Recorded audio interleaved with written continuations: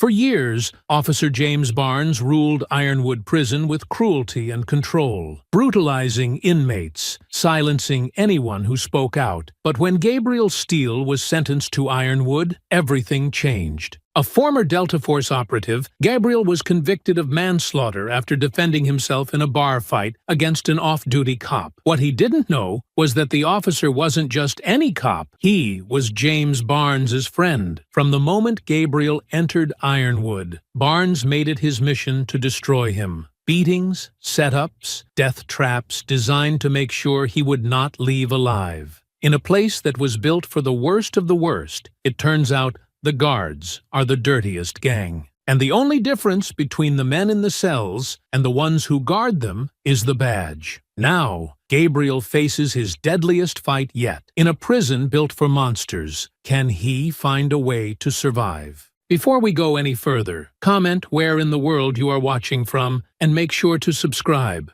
The air inside the courtroom felt thick, heavy, with an unspoken certainty that the verdict had been decided long before the trial even began. Rows of spectators lined the benches, their faces a mixture of contempt, curiosity, and quiet anticipation as the judge glanced over his notes, the gavel resting lightly beneath his fingertips as if he could barely be bothered to raise it before delivering a sentence that had already been written. In stone, Gabriel Steele sat motionless, his posture straight, shoulders squared, hands resting lightly on the wooden table before him, his face unreadable as the words spilled from the judge's mouth. Guilty of manslaughter. Sentenced to 25 years in maximum security. There was no gasp from the crowd, no shock or outrage. The off-duty police officer he had killed had been white. The jury had been white. The judge, the prosecution, the media that had dragged his name through the mud, white. And even though the evidence had been clear, even though the surveillance footage had shown the officer throwing the first punch, pulling his concealed weapon when he realized he was losing, it hadn't mattered. What mattered was the headlines that called Gabe a dangerous former soldier, trained to kill, unable to adjust to civilian life, a menace to society. What mattered was the public outrage manufactured by those who wanted a swift conviction, a sacrifice to satisfy the demand for justice, even if that justice was blind to the truth. He had known, even before the verdict was read, that he wasn't walking out of this courtroom as a free man, and so he remained silent,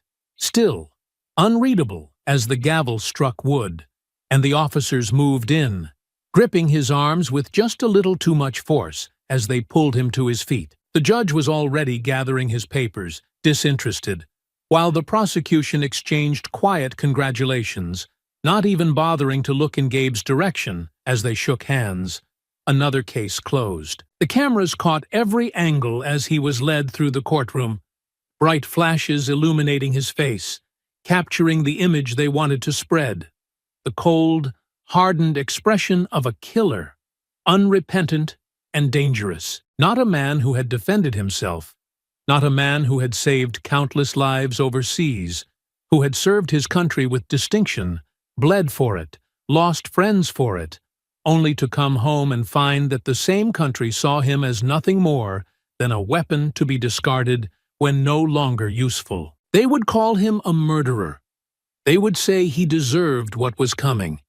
And perhaps, after everything, they weren't entirely wrong. The transport van rattled over uneven pavement, the metal cuffs digging into his wrists as he kept his gaze forward, ignoring the low murmur of the officers seated across from him. There was a certain energy in their voices, the kind that didn't need words to be understood. They had been watching the trial, they had seen the headlines, and they had already made up their minds about him. Manslaughter, one of them muttered, shifting slightly in his seat, arms crossed over his vest. Should have been murder. The other snorted. That ain't just any cop he killed. That's Barnes's boy. That caught his attention. Just for a second. Not enough to react. Not enough to give them the satisfaction of knowing they had his interest, but enough for the words to settle deep, planting a seed of understanding. He knew the name Barnes. Victor Barnes, head of corrections at Ironwood Maximum Security Prison. He had killed a cop, and now he was being sent straight into the hands of the men who had called that cop a brother. The prison gates loomed ahead, thick steel and razor wire stretching high, watchtowers casting long shadows across the barren courtyard as the van pulled to a slow stop. Gabe took a breath, steady and measured, a habit drilled into him over years of training, combat, survival. Assess the situation. Control your response. Never let them see what you're thinking. The doors were thrown open, and the officers pulled him out, hands gripping his arms tighter than necessary, leading him into the processing area where the fluorescent lights buzzed overhead, casting the room in a sterile, sickly glow. A dozen other inmates stood in line, orange jumpsuits hanging loose over their bodies, their expressions ranging from indifferent to hostile as they took in the new arrival, the man who had made headlines. The guards stripped him down, checked for contraband, had him stand for mugshots. The camera flashed, freezing the moment in time. A soldier turned convict, a warrior caged, the media's perfect villain. Warden Samuel Briggs stood at the far end of the room, hands clasped behind his back, his expression unreadable.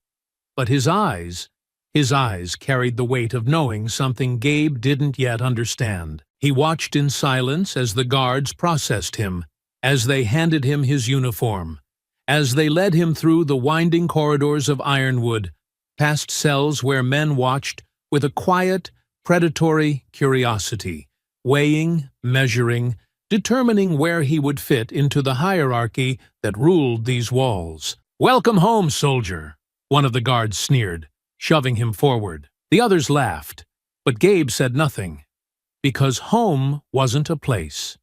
Home wasn't a building, a structure, a collection of walls meant to contain and confine. Home was the battlefield, the quiet hum of tension before an ambush, the slow inhale before a bullet was fired, the knowledge that survival wasn't about who was the strongest, but who was the most prepared. And right now, Ironwood was the battlefield. He felt the eyes on him, from inmates, from guards, from men who had already decided what his future would be before he had even stepped foot inside. They didn't see a man.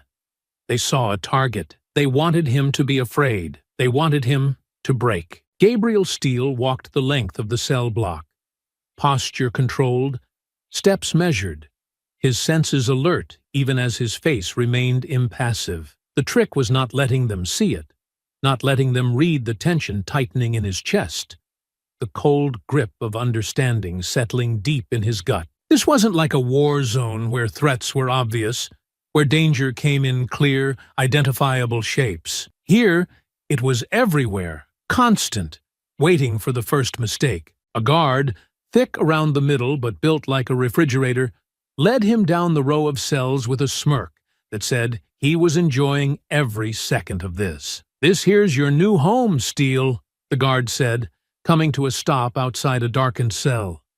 He jabbed a thick finger toward the narrow opening. "Try not to piss your pants in there, and do yourself a favor. Don't snore. I hear your new bunkmate's got a short fuse." Gabe didn't react, but his mind sharpened. First impressions mattered.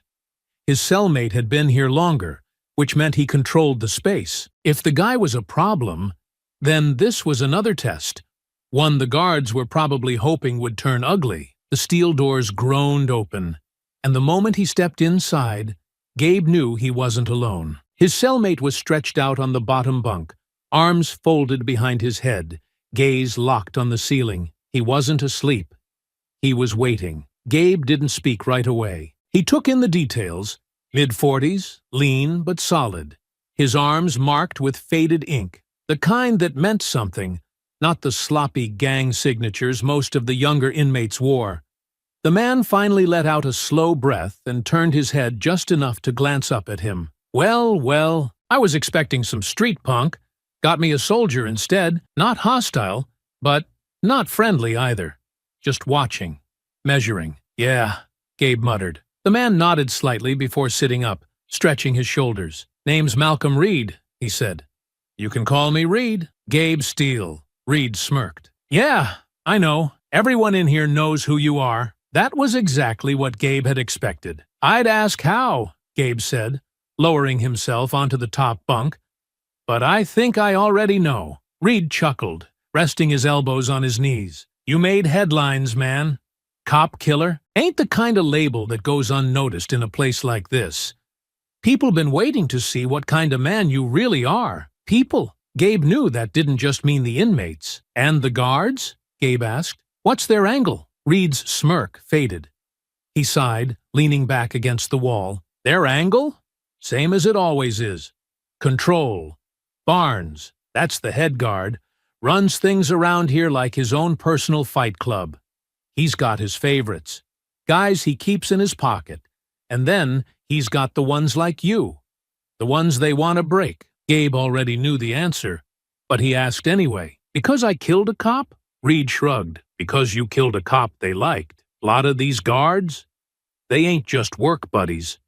They're family. Barnes and that officer you put in the ground grew up together. They served together too, but not like you did. They were badge-wearing bullies who liked having power over people who couldn't fight back. So, yeah, Barnes ain't just pissed. He's personal about it." Gabe exhaled slowly, letting that settle. It wasn't just about survival. It was vengeance. "What about the inmates? How's it split?" Reed scratched the side of his jaw, considering. "Same as anywhere else. You got the gangs. Whites stick with whites, blacks with blacks. Latinos got their own structure. Then you got the lifers, the guys who don't give a damn about politics and just want to survive. But never mind all that. The most dangerous gang in here are the guards, and they're the ones who want you." Gabe let that sink in. He wasn't worried about the gangbangers. They had rules, structure, a code, even if it was a brutal one. But the men who controlled the prison, that was a different kind of threat. "And you?" Gabe asked after a moment. Reed smirked. "What about me? Where do you fit?" Reed stretched, letting out a low sigh. "I've been in this hellhole 15 years. Long enough to know how the game's played, but not so long that I want to roll over for it." He eyed Gabe for a moment, his expression unreadable. "You ain't like these other guys. You ain't some street kid who got caught with a bad deal. And you sure as hell ain't built for this life. So, tell me, soldier boy, what's your play?" Gabe thought about that. His play? Survive. That was the first goal. But survival wasn't enough. "My play," Gabe muttered. "Right now. Keep breathing." Reed let out a sharp laugh. "Yeah, well, that's a good place to start." The lights flickered overhead, signaling lights out. Reed stretched and lay back down, sighing as he settled onto the thin mattress. "Get some sleep, Steele. They're just getting started with you." Gabe didn't respond. He climbed onto the top bunk, staring at the ceiling, his mind already picking apart everything Reed had told him. Every move the guards had made, every step that had led him here. He had been in danger before. He had been hunted before. But Ironwood wasn't a battlefield. It was something worse. And if he didn't start thinking 3 steps ahead, he wouldn't last long enough to see the outside world again. The prison yard stretched before him. A vast, sun-baked slab of cracked concrete, enclosed by razor wire and looming guard towers, where the men inside watched with lazy, disinterested stares, their rifles slung across their chests. Not one of them was looking to prevent violence. No. The only time they'd intervene was when someone wasn't playing by their rules. Gabriel Steele had seen yards like this before, in war zones where men with nothing left to lose gathered like jackals, waiting to see who was weak, who was strong, who was about to be made an example of. Some worked out, pushing their bodies to the breaking point in preparation for the next fight. Others gathered in tight clusters, speaking in hushed tones, dealing in favors, alliances, debts. And then there were the watchers, the ones who leaned against the walls, eyes scanning, waiting for the inevitable. Gabe understood the hierarchy now. Reed had made it clear on their walk to the yard, speaking low, smooth, never stopping, never breaking pace. Keep moving. Never let them corner you. It ain't about who's toughest in here. It's about who's got the most leverage, Reed had murmured. You? You ain't got none yet. But Barnes? He's got all the cards, and he wants to see me fold. Reed had smirked. Oh, he wants more than that, Steele. He wants to see you bleed. Now, standing near the fence, feeling the heat of the sun pressing down on his shoulders, Gabe knew he was being watched. Not just by inmates sizing him up, but by the ones with real power here, the guards. And, sure enough, it didn't take long before one of them came for him. He saw it before he heard it, the subtle shift in the atmosphere, the way conversations died down as a single uniformed figure made his way across the yard. Boots heavy against the pavement, the other guards near the fences shifting slightly to give him room, a display of authority, a message. Barnes. Gabe exhaled slowly, steadying himself, controlling his breath, his posture, his reaction. No sudden moves. No tells. The head of the guards was a thick-bodied man in his 40s, his uniform stretched tight across his chest, the sleeves rolled up to reveal forearms lined with old scars, the kind that spoke of years in the system, years of getting away with things men like him should never be allowed to get away with. His belt was heavy with tools of enforcement, baton, keys, cuffs, but he didn't need them. Not yet. Barnes stopped in front of him, tilting his head slightly, his mouth pulling into something that wasn't quite a smile. "Steele," he said, his voice slow, deliberate. "How's life treating you in my house?" Gabe didn't answer. Barnes clicked his tongue, shaking his head like he was disappointed. "See? That right there? That's your problem. No respect. No gratitude. I mean, I could have had you put in a hole your first night. But instead, I let you walk around, make friends, get settled. And this is how you thank me?" Gabe met his stare evenly. "Didn't know I owed you a thank you." The air tightened. The yard was watching. Barnes let out a slow chuckle, stepping closer, just inside Gabe's space now, forcing him to hold his ground, or give way. A power move. A test. "You don't know how things work yet, soldier boy. But you will." Gabe kept his jaw locked, his stance firm. He knew exactly what was about to happen, and he was right.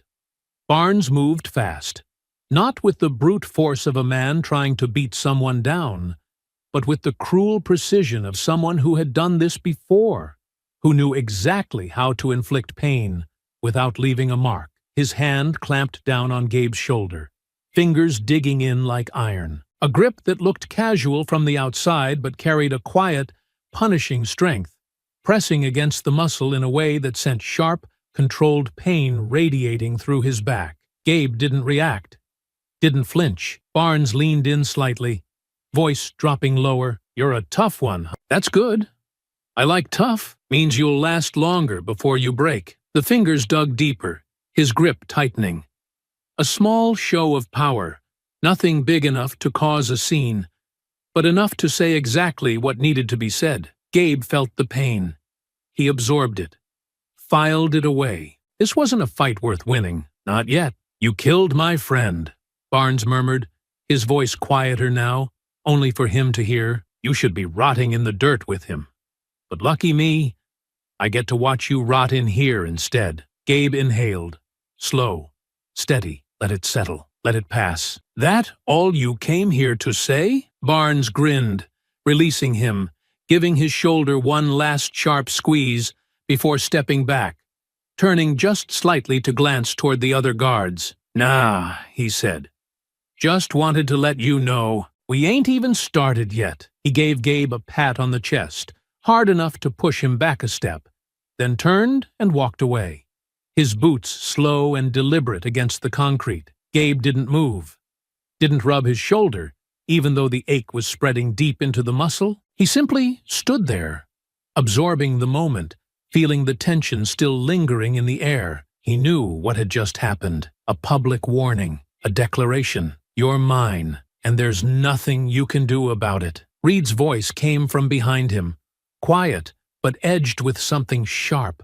Told you he was personal about this. Gabe let out a slow breath, turning just enough to glance at his cellmate. Reed had seen it all. Yeah, Gabe muttered. I got that impression. Reed studied him for a moment, his gaze flicking to the spot where Barnes had grabbed him. You good? I've had worse. Reed gave him a look that was half amusement, half something else.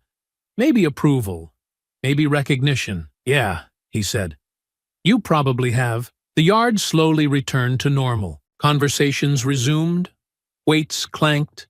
The tension settled back into the usual background hum of danger that never fully left this place. But something had changed. They had seen it. The guards, the inmates, everyone. Barnes had made his move, and now they were all waiting to see what Gabe would do next. The sun had barely moved in the sky by the time they were herded back inside, the yard doors slamming shut behind them with the deep, metallic groan of reinforced steel locking into place. Gabe could still feel the pressure of Barnes's fingers in his shoulder, the dull, lingering ache where the head guard had gripped him like a vice. But it wasn't the pain that occupied his mind. It was the message. That wasn't just a warning. That was a promise. Barnes wanted him to know that this was his world, that he controlled the board, the pieces, and every move that would come next.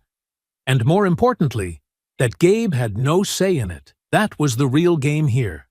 Control, power, submission. And yet, despite knowing that, despite the way his gut told him he should be bracing for something worse, he felt himself relaxing, just a little, as he followed the slow, methodical shuffle of inmates back toward their cell block. Reed walked beside him, neither of them speaking, just listening, just reading the air the way men like them always did, because the air was different now. The way the inmates looked at him had shifted, some with curiosity, some with quiet approval, but most with calculated indifference, the kind that meant they were waiting to see if he would break, if he would bend, if he would fight back and make himself a target, waiting to see if he had just become part of the system, or if he was about to become something else entirely. A few steps past the last guard post, something changed, the shift in footsteps, the unnatural silence.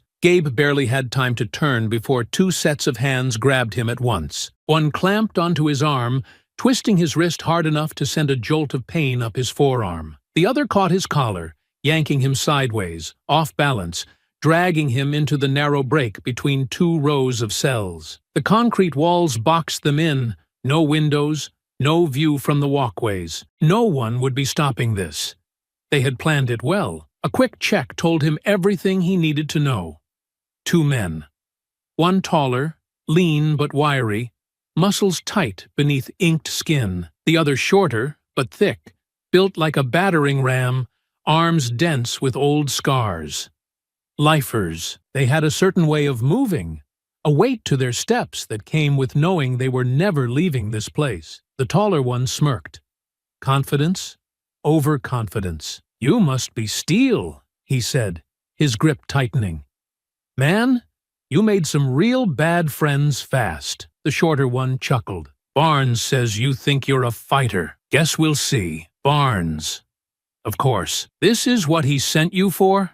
Gabe muttered, keeping his voice even, controlling his breath, his pulse. What did he promise you? Does it matter? The tall one asked, jerking him forward, trying to throw him off balance. Gabe let it happen. Just for a second. Let them think they were in control. I like knowing how a man sells himself, Gabe answered, scanning their footing, their weight distribution. Commissary? Protection? Extra yard time? Doesn't take much, the shorter one said, stepping in closer. And we get to have a little fun, too. That was enough. Gabe moved. His right arm, the one the tall man had been twisting, snapped inward, breaking free just enough to shift his weight. Then he dropped, lower than they expected. The sudden shift pulled them both off balance, the kind of mistake that was minor in a brawl, but deadly in a real fight. Gabe planted his left foot hard, swinging his right elbow back, up, fast. The impact cracked against the tall one's jaw, a sharp, clean strike. The man's head snapped sideways, and in the half-second that followed, Gabe twisted his body, slamming his shoulder into the shorter one's midsection. The force drove the man back against the wall. A grunt of pain, but he wasn't down. The tall one recovered first, shaking off the hit, rage overtaking his smirk. He lunged. Gabe stepped into the attack. A sharp pivot, redirecting the weight, using it against him. He caught the man's wrist, twisted it outward, a perfect joint lock, then slammed him into the wall. The impact sent a shudder through the concrete. The man's body stiffened, then slumped. The shorter one was already moving, coming in low, swinging with brute force. A mistake. Gabe shifted left. Not much, just enough to let the attack pass. Then he struck. A sharp knee to the ribs, followed by a palm strike to the nose, sending the man stumbling. It was over.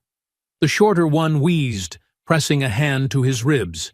The tall one was still slumped against the wall, dazed. Neither was in any shape to fight. Gabe exhaled slowly, letting the moment settle. Then he stepped forward. "Tell me what else Barnes said." The short one coughed, shaking his head. "Doesn't matter." "It does to me." A pause.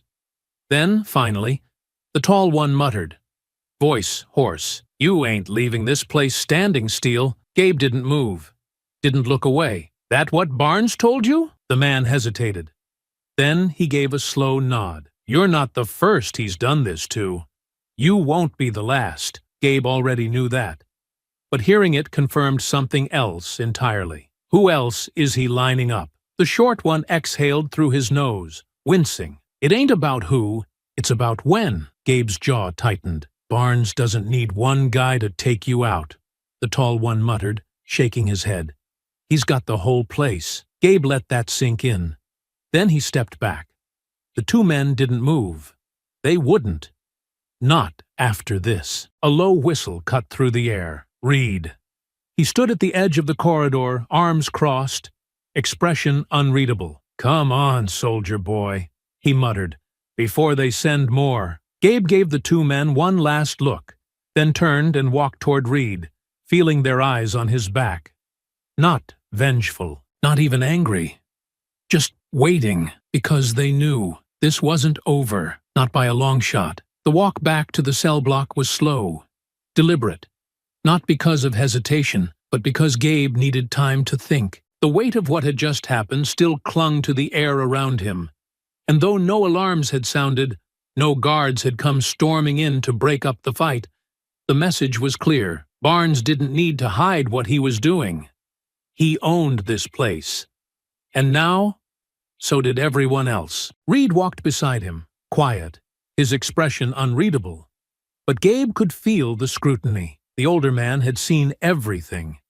He had been watching, not just the fight, but the way Gabe had handled it, the way he had controlled it. They reached the cell block, stepping through the steel doors just as they groaned shut behind them, the mechanical locks slamming into place with the kind of finality that reinforced the truth of this place. You don't leave unless they let you. Gabe exhaled, rolling his shoulders, the adrenaline finally fading, leaving behind a dull ache where Barnes had grabbed him earlier, the deeper strain of exertion settling into his muscles from the fight. He could feel every place their hands had been, every joint that had strained, every impact he had delivered. Reed didn't speak until they reached their cell. "That could have gone worse," he muttered, stepping inside, his tone neutral. "Yeah," Gabe said, lowering himself onto the bottom bunk this time, letting his back hit the wall. "Could have gone a lot worse." Reed leaned against the opposite side of the cell,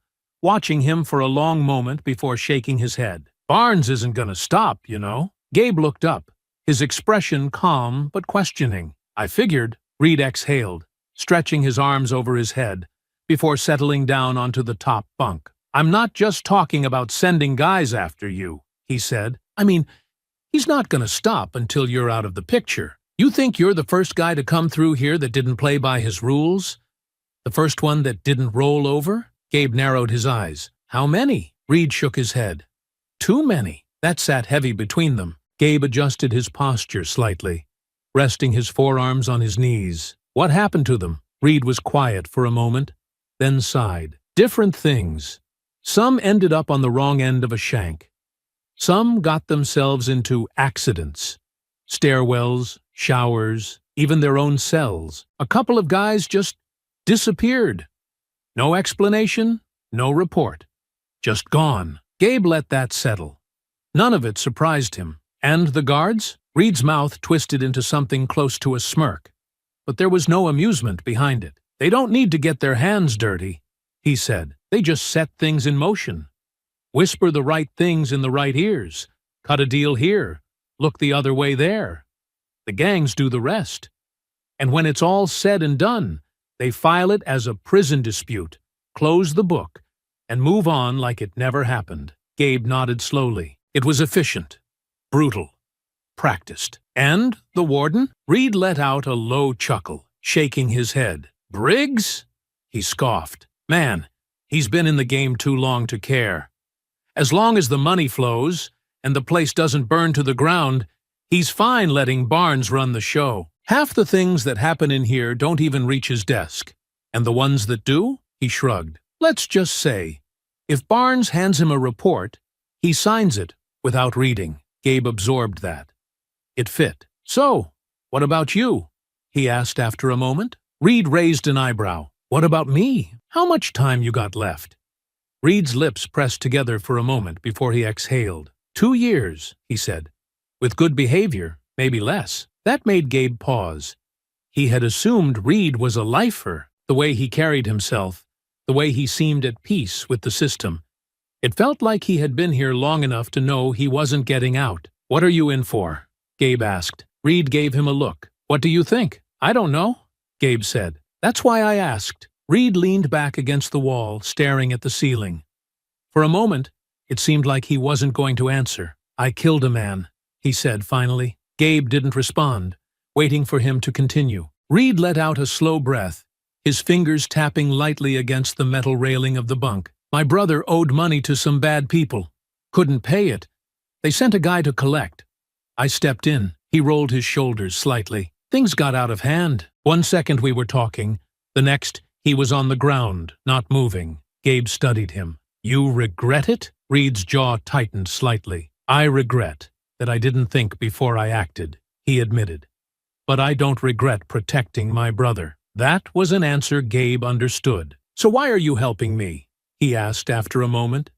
Reed smirked. Who says I'm helping you? Gabe gave him a look. Reed exhaled, shaking his head. Look, Steele, I'm not sticking my neck out for nothing, he said. But I've been in here long enough to know a dead man walking when I see one. Barnes isn't just playing with you.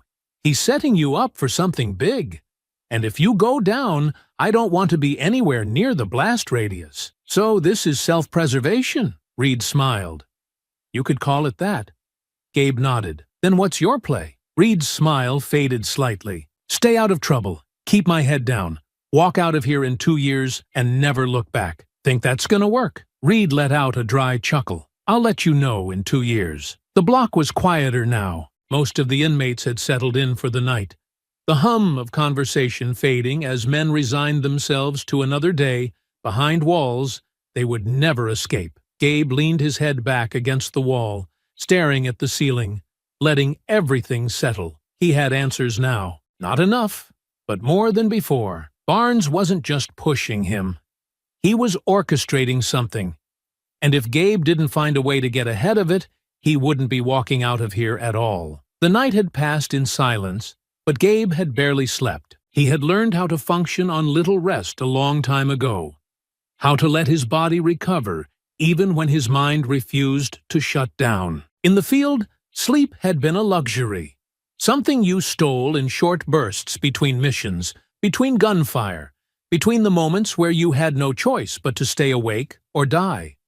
This wasn't a war zone, not in the traditional sense, but the principles were the same. Barnes wasn't finished. The fight in the corridor had been nothing more than a test, a move designed to gauge his response, to see if he would cave, break, or retaliate in a way that would justify something worse. Gabe had seen it before. Pressure applied slowly, strategically, tightening the noose without the victim even realizing it was happening. That was how they did it here. Not all at once, not in a way that could be traced, but in small, deliberate steps that led to an inevitable conclusion. Reed had been asleep when Gabe finally closed his eyes, but by the time the morning call sounded, he was already up, leaning against the bunk, rubbing a hand over his face as the first voices stirred in the block. "You good?" Reed asked, his voice low, not just out of caution, but because that was how you talked in a place like this. Controlled, measured, never letting anyone else hear more than they needed to. "Fine," Gabe muttered, rolling his shoulders, feeling the stiffness settling into his joints. Reed gave him a look, one that said he wasn't convinced, but he didn't push. He just nodded and stood, stretching slightly as the guards started moving through the tier, unlocking cells, barking orders, forcing men into the daily grind of their routine. "You'll want to watch yourself today," Reed said quietly as they stepped out, moving with the crowd toward the common area. "Barnes doesn't like when things don't go his way. He's going to remind you who's in charge." Gabe already knew that. He had been waiting for it, and Barnes didn't make him wait long. They were in the hallway leading to the cafeteria when it happened. Gabe had been walking beside Reed, feeling the slow hum of conversation around them, the weight of stares still lingering from the day before. Some men watched with quiet approval, others with indifference, but most with the kind of gaze that came from men waiting for a show. They had seen what happened. They wanted to see what came next. The crowd thinned near the entrance, and that was when he felt it. A shift in movement, a presence, just behind him. Then, a hand gripping his shoulder, fingers digging in hard, yanking him back. Before he could fully react, a second hand shoved against his chest, forcing him off balance, slamming him into the nearest wall with a hard thud. Not Barnes. The man staring him down was someone else, but the uniform said everything Gabe needed to know. A guard, broad shoulders, thick jaw, an expression that made it clear he was enjoying this. "You think you're smart," huh?" The guard muttered, his voice low, sharp. "You think you're gonna walk around here like you own the place?" Gabe met his eyes, steady, assessing, the way the man spoke, the way he carried himself. It wasn't personal, not like Barnes.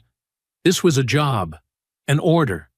Barnes had sent him. "Didn't realize I was making an impression," Gabe said, keeping his tone calm, neutral. The guard's grip tightened, his fingers digging into the muscle of Gabe's shoulder, his stance shifting slightly to block the view from the hallway behind him. "Barnes doesn't like you making waves," he muttered. "And I don't like doing favors for him. But I dislike you even more." Gabe let the words settle, watching the way the man's weight shifted. He was getting ready for something. Then, the punch came fast. A hard right hook straight to the cheekbone, the kind that wasn't meant to drop him, but to hurt, to make a point. Pain exploded through the side of Gabe's face, a sharp, deep throb spreading through his jaw, his head snapping slightly with the force of the impact. He absorbed it, controlled his breathing, refused to react. The guard stepped back, shaking out his fist slightly. "That's just a taste," he muttered. "Next time, I won't stop." Gabe exhaled slowly, blood pooling near the corner of his mouth. He could feel the eyes on him, watching, waiting. And then a voice cut through the air. "Steele! Visitor!" The moment shifted instantly. The guard tensed, his jaw tightening as he turned toward the sound. Another officer stood a few feet away, clipboard in hand, face unreadable. "Now?" the guard asked, irritation bleeding into his voice. The other officer nodded. The first guard exhaled sharply, looking back at Gabe, his expression unreadable, but laced with something close to frustration. His moment had been stolen. "This isn't over," he muttered before stepping back. Gabe didn't answer. He pushed off the wall, keeping his stance controlled, his breathing measured, and followed the other officer down the hall. He could still feel the first guard's eyes on him the entire way. The visitation room was small, plain, separated by a thick pane of reinforced glass, with a row of old telephones mounted on the wall. No physical contact, no privacy. Everything recorded. Gabe had been expecting Jessica, the journalist. Maybe Ryan. He hadn't been expecting a lawyer. The man sitting on the other side of the glass was in his early 50s, dressed in a sharp but modest suit, his salt and pepper hair neatly combed, glasses perched on his nose as he studied a folder in his hands. Calm, collected. The kind of man who had been in 1,000 of these rooms and had long since stopped reacting to what he saw. Gabe picked up the receiver slowly. The man did the same. "Mr. Steele," he said, voice smooth, professional. "I'm Daniel Grayson. I've been retained to represent you." Gabe studied him. "By who?" Grayson smiled slightly. "A mutual friend." That narrowed the possibilities. "Ryan." Grayson nodded. "He reached out a few weeks ago, started looking into your case. Let's just say, he found a few things that didn't add up. So did I." Gabe leaned forward slightly. "Like what?" Grayson set the folder down, flipping it open. "For starters, the evidence in your original case. The prosecution withheld security footage from the bar that night. Footage that showed the officer you allegedly killed was the one who escalated the situation. The fact that this evidence was never presented at trial? That's more than just an oversight. It's suppression." Gabe had suspected as much. Now he had confirmation. "How do you prove it?" "We're working on that. Jessica Lane is already chasing leads. We need more. But the good news is, your case isn't as closed as they want it to be." Gabe exhaled slowly. "What's the bad news?" Grayson folded his hands. "Your situation in here." "Barnes."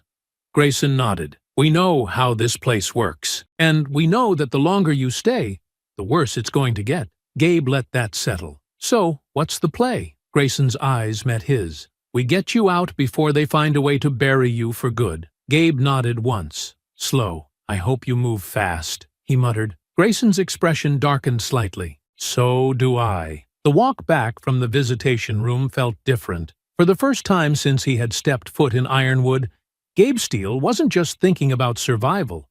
He was thinking about getting out. Before today, the idea of walking free had been nothing more than a distant possibility.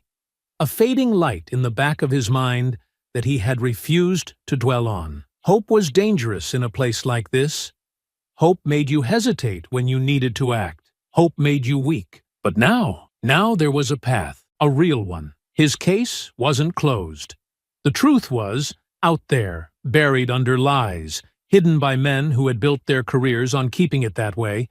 But the cracks were forming. Ryan and Jessica were working on the outside, and Grayson had a plan. For the first time since his sentence began, Gabe wasn't just fighting to stay alive, he was fighting to get out.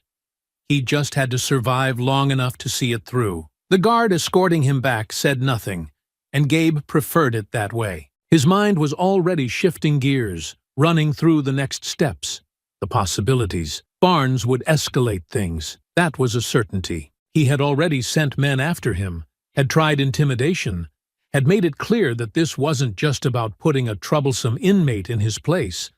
This was personal. Barnes wanted him broken, if not physically, then mentally. He wanted to see Gabe on his knees, wanted to strip away everything that made him dangerous, everything that made him a man who refused to play by the rules of this place. But now, Gabe had something more dangerous than resilience. He had something to fight for, and that meant Barnes had to move fast. He was still turning the thought over in his mind when the escorting guard stopped short just outside his tier. Gabe's instincts sharpened. Something was wrong. Then, he saw him. Barnes was waiting. The head of corrections stood just inside the tier, arms crossed, his expression the picture of smug satisfaction, like a man who had already won the game before his opponent had even realized they were playing. Gabe slowed his steps, keeping his face unreadable as he approached. He could feel the weight of the inmates watching from their cells, the low hum of conversation that always filled these walls, dipping into a quiet anticipation. Barnes smiled. "Steele," he drawled, unfolding his arms. "Heard you had yourself a nice little visit. Must be nice, having people on the outside still wasting their time on you." Gabe said nothing. Barnes sighed, shaking his head like a disappointed teacher. "I've got to say, I was hoping you'd take the easy road.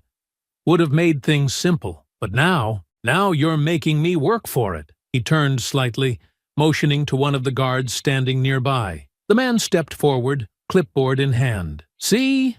I had a thought," Barnes continued, his voice smooth, casual. "You've been making quite a few friends in here. You and Reed, thick as thieves. Thought maybe it was time to shake things up a little." The guard handed him the clipboard. Barnes glanced at it, then looked back at Gabe. "You're being relocated." The words settled like iron. Barnes's grin widened, effective immediately. "You'll be moved to a new cell, fresh start, new surroundings, new company." Gabe felt the shift in the air, the weight behind those words. "Who?" Barnes turned the clipboard around, tapping a finger against the name written there. Gabe read it once. Then again, he knew the name. Everyone in Ironwood knew the name. Logan the Butcher, Trask. A man with 3 confirmed kills inside these walls alone. A man who had spent more time in solitary than in Gen Pop, whose violent streak was so infamous that even the worst of Ironwood's lifers gave him a wide berth. A man who didn't have allies, only bodies. Barnes let him absorb that for a moment before stepping closer, lowering his voice just enough so that no one else could hear. "I hope you weren't getting too comfortable," he murmured, his voice laced with amusement. "Would hate to see you get too attached to your new future. Might not be around long enough to see it." Gabe felt the burn of adrenaline in his veins, but he controlled it, controlled his breath, controlled the way his muscles tensed. Barnes wanted a reaction. He wouldn't get one. Instead, Gabe straightened, locked eyes with him, and let a slow breath escape his nose. "You're getting desperate," he said, voice calm. Barnes's expression didn't change, but something flickered in his eyes. Then the smile widened. "Not desperate, Steele," he said, stepping back. "Just efficient."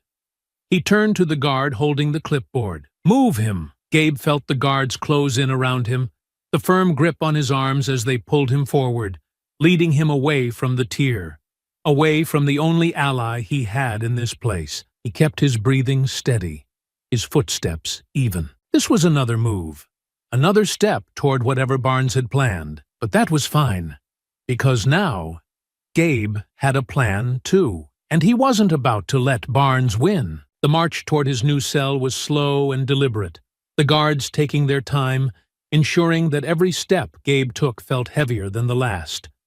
They wanted him to feel it, the shift, the isolation. Reed was gone now. That meant no more conversations, no more quiet warnings, no more second set of eyes to help him navigate the landmines Barnes had laid. He was on his own again, exactly where Barnes wanted him. As they led him past rows of cells, he could feel the weight of every stare, the way conversations dipped into murmurs, the way men who had been here long enough to understand the game recognized what was happening. A cell transfer was never just a transfer. Not in Ironwood. It was a setup. They stopped in front of the last cell on the block, a dimly lit, narrow space where the air felt heavier, the kind of place where men either adapted or didn't last long enough to regret it. The guard to his left smirked as he unlocked the door. "You're gonna love this guy," he muttered, barely hiding the amusement in his tone. Gabe didn't react, didn't give him the satisfaction of asking, didn't let himself overthink it. He just stepped forward. The door groaned open. Inside, sitting on the lower bunk, arms stretched lazily along his knees, was Logan the Butcher Trask, and he was already watching. The man wasn't as large as some of the other enforcers in this place, but size didn't matter when someone carried that kind of presence. His arms were thick, lined with tattoos that left no room for interpretation. White supremacist insignias, prison ink that carried meaning far beyond the skin. His face was lean, sharp, his head shaved clean. His eyes an icy shade of blue that held the kind of casual malice that only came from a man who had long since stopped viewing human life as anything more than a commodity. The guards let Gabe step inside before slamming the door shut behind him. Silence. Trask didn't move, didn't shift, didn't tense. He just sat there, watching, the slow, steady tap of his fingers against his knee, the only sound between them. A long, unbroken moment stretched. Then, finally, he spoke. "Ain't never had a black cellmate before." Gabe exhaled slowly through his nose, stepping forward just enough to show he wasn't hesitating. "Never had a cellmate like me before." Trask smirked. "That a fact?" "It is." Another pause. Then, Trask leaned forward slightly, elbows resting on his knees, studying Gabe like a man deciding whether or not to bother killing a stray dog. "See, Barnes tells me you're a fighter," he murmured, "a real tough one.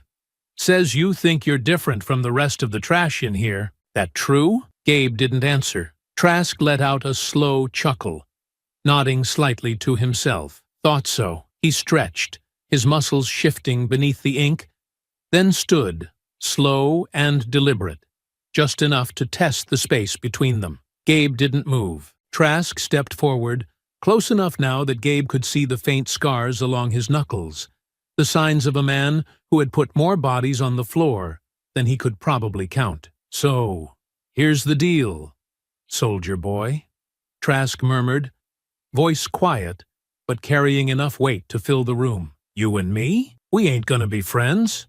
I don't care where you came from, what you did out there, or how many men you put in the dirt. Only thing I care about is what happens in here." Gabe held his ground. "And what happens in here?" Trask's smirk deepened. "That depends on you." The tension settled like thick air in the cell, neither man moving, neither one blinking. Gabe had seen killers before. He had faced down men who lived for the fight, who thrived in chaos, who breathed violence the way other men breathed air. Trask was one of them. He didn't make threats because he didn't need to. He wasn't a man who postured or bragged. He was the kind of man who had nothing to prove, and that made him dangerous. After a long moment, Trask's smirk faded slightly. "I don't like people in my space," he muttered, stepping back toward his bunk, "and I don't like surprises. So let's keep things simple, yeah?" "Simple works for me," Gabe said. Trask nodded once, satisfied, then dropped back onto his bed, stretching his arms behind his head like a man who didn't have a care in the world. Gabe didn't move for a moment, his mind already shifting gears, adjusting, recalibrating. This wasn't a fight. Not yet. But it could be. And if it was, he had to be ready. He climbed onto the top bunk, moving slow, controlled, forcing his muscles to relax even as his pulse stayed steady, even as his instincts told him to sleep with one eye open. Because men like Trask didn't need a reason to kill, and Gabe had just stepped into a world where one mistake could be his last. The tension inside the cell never fully settled. Gabe had spent the night in a state of half-rest, half-readiness, his mind alert to every shift in the mattress below him, every breath that wasn't his own. Trask didn't move much. He slept like a man used to violence, a man comfortable enough with danger that he didn't need to stay awake for it. But Gabe knew better than to trust stillness. Some men attacked in anger, others waited, let the moment stretch, made sure their target felt safe before the knife slid between their ribs. So, he kept himself balanced on that fine edge between rest and awareness, letting his body recover while his instincts stayed sharp. When the first sounds of morning movement filled the cell block, he rolled from the top bunk and landed with controlled ease, stretching out the stiffness in his joints. Trask hadn't said a word to him since their first conversation, but the way the man watched him, the slow, quiet assessments in his gaze, told Gabe that the white supremacist was still measuring, still deciding. It wasn't a question of if Trask would attack. It was a question of when, and Barnes was going to make sure it happened sooner rather than later. The moment came before breakfast, a sudden sharp buzz from the intercom. Then, the heavy stomp of boots. The entire block went silent as a team of guards flooded in, their movements controlled, rehearsed, the kind of precision that came with preparation, not random routine. Gabe's stomach tightened. He had seen enough raids to know this wasn't just a random shakedown. It was an execution, just in a different form. 2 guards stopped at the front of the cell, while another 3 flanked the door. Then, finally, a figure stepped forward, slow, deliberate. The kind of entrance a man made when he knew he had already won. Barnes. His expression carried the same smug, self-satisfied amusement it always did. But today, there was something extra, something deeper. Enjoyment. He was going to savor this. "Cell search," Barnes announced, loud enough for the whole block to hear. "Step back. Hands where I can see 'em." Trask let out a slow, annoyed exhale, but he didn't argue. He just leaned back against the wall, arms up, watching. Gabe followed, stepping back, his face unreadable, but his mind already shifting, calculating. The timing, the guards, the expression on Barnes's face. Something had already been decided. The guards moved fast, precise, tearing through the bunks, pulling apart the thin mattress padding, overturning what little storage space they had. It was all a show. The moment the third guard found something, Gabe knew what it was before he even saw it. A small plastic-wrapped bundle, pulled from the corner of Trask's mattress. White powder. Drugs. A sharp, sharp silence filled the air. Gabe didn't move. Trask went completely still. Then, the inevitable reaction. "What the—" His voice was sharp, rising with real, unfiltered anger as he lunged forward, only to be stopped by two guards grabbing him by the arms, yanking him back. His face twisted in rage, not at them, at Gabe. "That ain't mine!" Trask snarled, his breath heavy, shoulders coiled with fury. "That wasn't—" Barnes held up a hand, silencing him with a look of practiced, false sympathy. Now, he said smoothly, his voice dripping with condescension. "Don't get too worked up, Trask. Things like this happen. Contraband moves through the block all the time. Looks like your new buddy brought some bad habits with him." Gabe felt it before he saw it. The slow, creeping shift in the way Trask's eyes settled on him. Barnes was making him believe this was all Gabe's doing. It was subtle, but effective. A man like Trask didn't think, didn't question. He reacted. And in his world, a black man setting him up for a fall wasn't just an insult. It was an offense that had only one kind of punishment: death. Trask jerked against the guards, trying to shake them off, his face twisted in absolute rage. "You set me up, you worthless!" The words barely made it out before Barnes sighed, shaking his head, as if the entire situation was just a shame. "That's enough," he said. "Trask, you know the rules. Contraband possession gets you time in the hole." Trask's fury boiled over as the guards dragged him back, forcing his arms behind his back. "This ain't mine. You know it ain't mine." Barnes smirked. "I don't make the rules, Trask," he said. "I just enforce them." Gabe stayed silent, his stance calm but locked. There was nothing to say, nothing that would make a difference. The guards had already begun hauling Trask toward the end of the tier, leading him to solitary confinement. But the man wasn't going quietly, not without one final message. He turned his head over his shoulder, his rage burning through every syllable. "Next time I see you steal, you're dead." The words carried through the block like a final decree. Every inmate had heard them. Barnes had heard them. And Barnes? He was smiling. He waited until Trask's screams faded into the distance, until the doors to the block locked back into place, until the murmurs of the other prisoners had turned into a low, whispering hum of anticipation. Then he turned back to Gabe. "Looks like you made another enemy," he said, voice easy, amused. "Not surprising, really. You don't seem to make friends easy." Gabe didn't blink, didn't speak. Barnes's smile widened. "See? This is what I like about my job," he continued. "People always think power comes from control, from authority, but it doesn't. It comes from knowing how to push people just far enough that they destroy themselves for you." He stepped in, lowering his voice just enough that no one else could hear. "Trask is gonna kill you," he murmured, "and I won't have to lift a finger." A beat of silence. Then Gabe smiled, just slightly, just enough. Barnes's expression faltered for the first time. "You think something's funny?" Gabe tilted his head slightly, voice low, even. "You've been trying to break me since the second I got here. Why are you hoping someone else does the job for you? His gaze locked on Barnes, unwavering. That tells me something. Barnes didn't respond, but the way his shoulders shifted, just slightly, told Gabe he was listening. It tells me, Gabe continued, voice deliberate, that you're getting nervous. The smile on Barnes's face froze for a split second. Just a flash, just enough for Gabe to see it. Then it was gone. The smug amusement returned, but now it felt thinner, stretched. Enjoy your new space, Steele, Barnes muttered. Won't be yours for long. Then, with a final glance, he turned and walked away.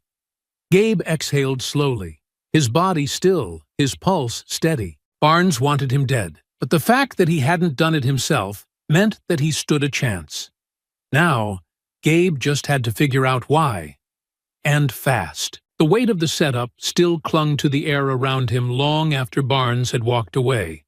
Long after the guards had dragged Trask off to solitary, his shouts echoing through the block long enough that everyone had heard them, long enough to ensure that when he came back, his first and only thought would be revenge. Gabe had spent the night in a cell that wasn't his own, one that carried the presence of a man who would gladly slit his throat the second an opportunity presented itself. Even with Trask locked away for now, the message had already been delivered. Barnes wasn't finished, not by a long shot, and that meant Gabe needed answers. The yard was the same as always, tense, watched, its every movement dictated by silent, unspoken rules. Men gathered in groups, sticking to their own, following the divisions that had existed long before he ever stepped through these gates. Some worked out, muscles flexing under the weight of iron bars and battered concrete benches. Others played cards, their conversations slow and methodical, filled with veiled threats and half-promises that would be paid in blood. Gabe kept his pace even as he crossed the space, ignoring the way eyes lingered on him just a little too long. Curiosity and expectation tangled together. Word had spread. Everyone knew what had happened. They knew Trask had been set up. They knew who had been in the cell with him. And they were waiting to see how this would end. Reed was leaning against the far fence, his hands tucked into his pockets, watching the yard the way a man watches the tide. Not to fight it, but to know when to move. Gabe stepped up beside him. "Tell me what you think," he said quietly, not looking at him. Reed didn't react right away. He let a beat pass, his eyes still scanning the yard, measuring the air. Then, finally, he sighed. "I think you're in more trouble than usual," he muttered. "I figured that much." Reed exhaled through his nose, his head tilting slightly. "Trask ain't the kind to let things go. You already knew that. But now, you ain't just some new guy getting in his way. You're the man who got him thrown in the hole. He'll come for you the second those doors open." "That's what Barnes is counting on," Gabe said. Reed gave a slow nod. "That's exactly what he's counting on." Gabe let the moment settle before shifting slightly, lowering his voice just enough that no one else could hear. "Why isn't he just having me killed?" Reed turned his head just a fraction, watching him now. "You mean the easy way?" "Yeah." Reed was quiet for a long moment, then let out a slow breath. "Because he already tried that before. And it almost cost him his job." Gabe's jaw tensed. "When?" "About 2 years ago," Reed muttered. "There was a guy, ex-military like you, tough, stood his ground. Barnes hated him, tried every trick in the book to break him, same way he's doing to you. But the guy wouldn't fold.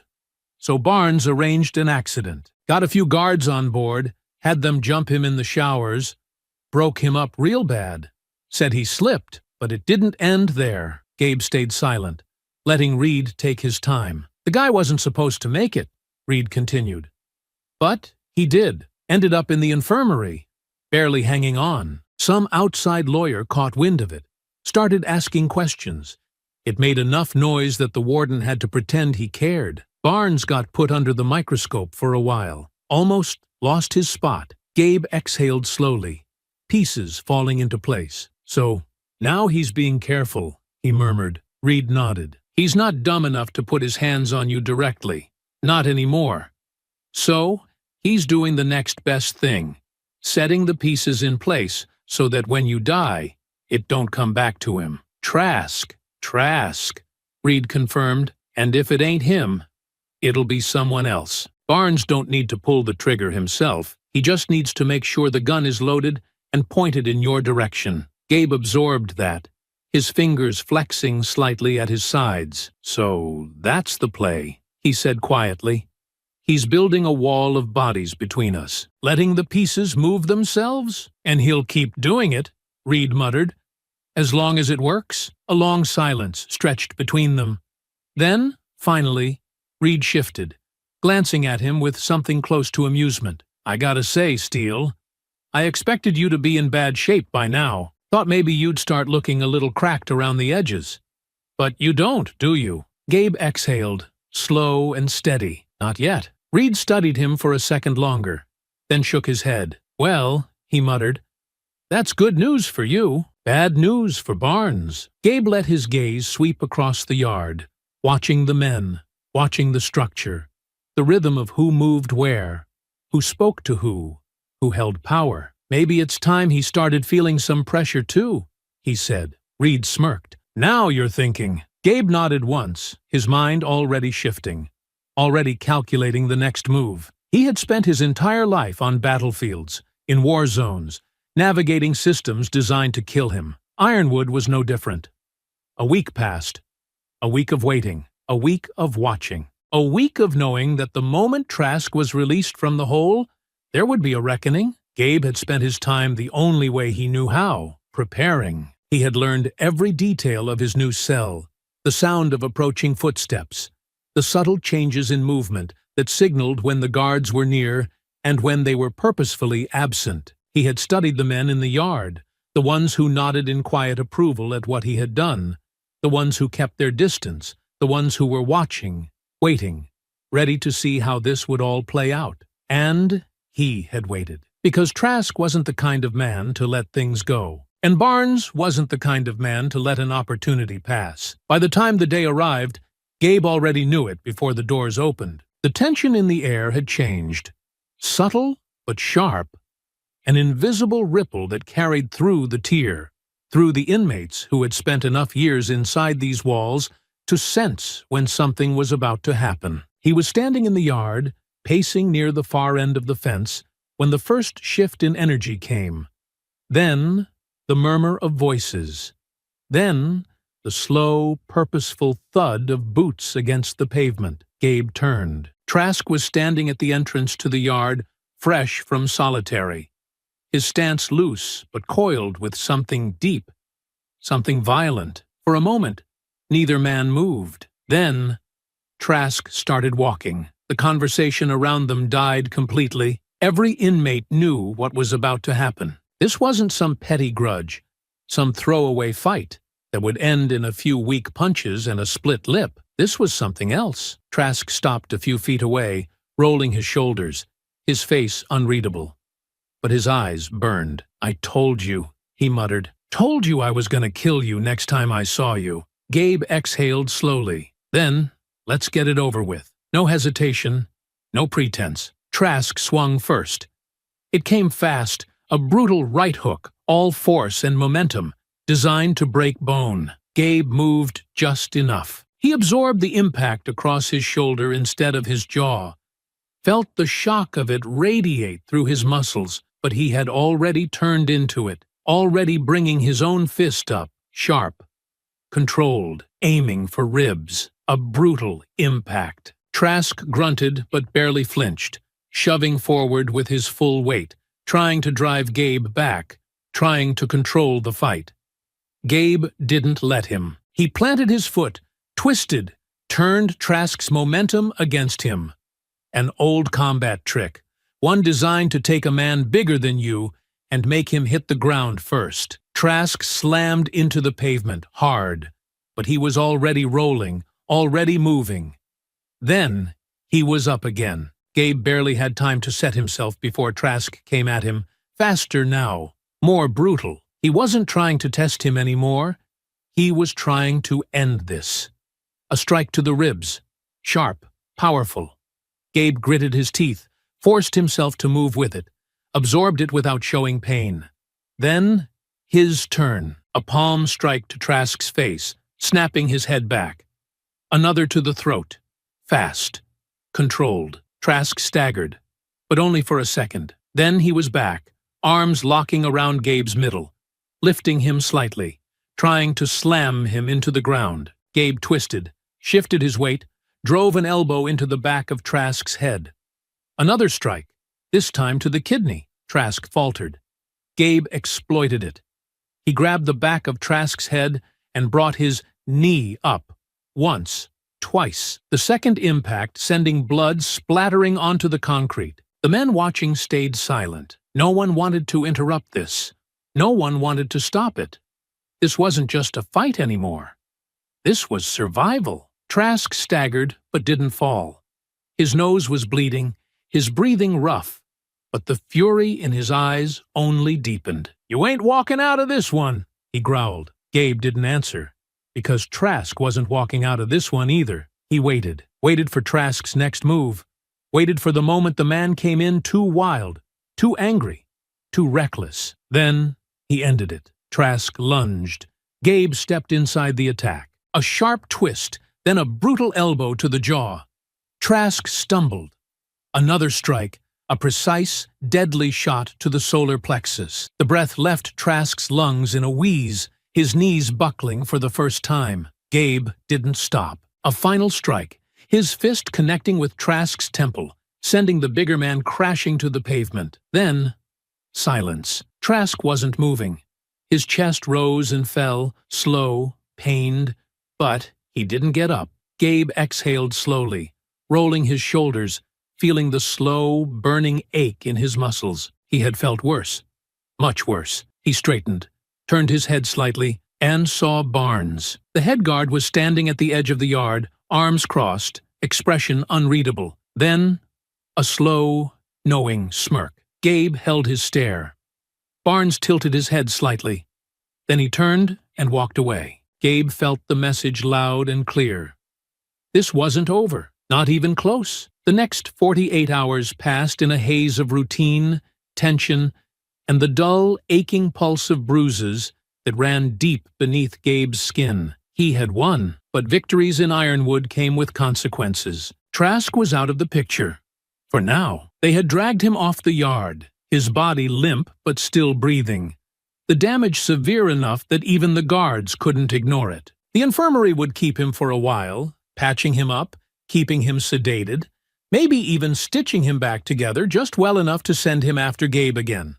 But that was a problem for later, because Gabe had his own problems to deal with. He had expected retaliation from Barnes, something immediate, a response designed to make him suffer for taking Trask out of commission. But instead, the guards had only thrown him into solitary. No beatings, no threats, just a cold, windowless space where time had no meaning, where the only sound was the occasional clang of metal doors shifting in the distance. A different kind of punishment. Barnes wanted him to feel trapped, to strip him of control, of movement, of any advantage he might have gained in that fight. But what Barnes didn't know was that Gabe had been through worse. He had been locked in rooms darker than this, in places that smelled of sweat and fear, where men screamed in languages he barely understood. Solitary didn't break him. It just made him think, and what he thought about was getting out. Because now, it wasn't just a possibility. Now, it was real. The moment the heavy steel door groaned open, when the guard stepped in and muttered, "You got a visitor," the feeling returned, low and steady in his chest. Hope. He was led through the halls in silence, past guards who watched him just a little too closely, past inmates who had heard about the fight, past the ever-present weight of Barnes's system pressing in from all sides. He had won the battle against Trask, but Barnes was still the one controlling the war. For now, the visitation room was the same as before. Cold, sterile, designed to remind every man who stepped inside that he was still caged. Gabe didn't need the reminder. He felt it in every breath. But when he saw Grayson sitting across from the glass, suit neat, expression unreadable, papers stacked beside him with careful precision. The weight in Gabe's chest lightened just slightly. He picked up the receiver. Grayson did the same. "Steele," the lawyer greeted, his voice steady. "Grayson," a brief pause. Then the older man exhaled, leaning slightly toward the glass. "I've got news. And this time, it's good." Gabe didn't react, but something inside him shifted. "How good?" Grayson's lips pressed together for a moment before he nodded slightly, as if reassuring himself before speaking. "We're done waiting," he said.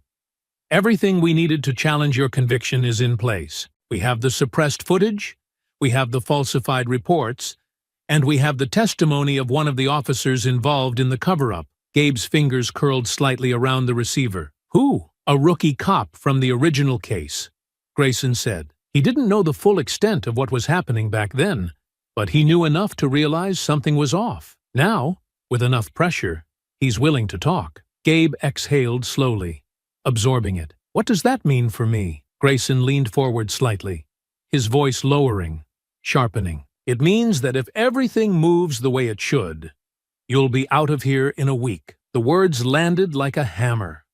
A week.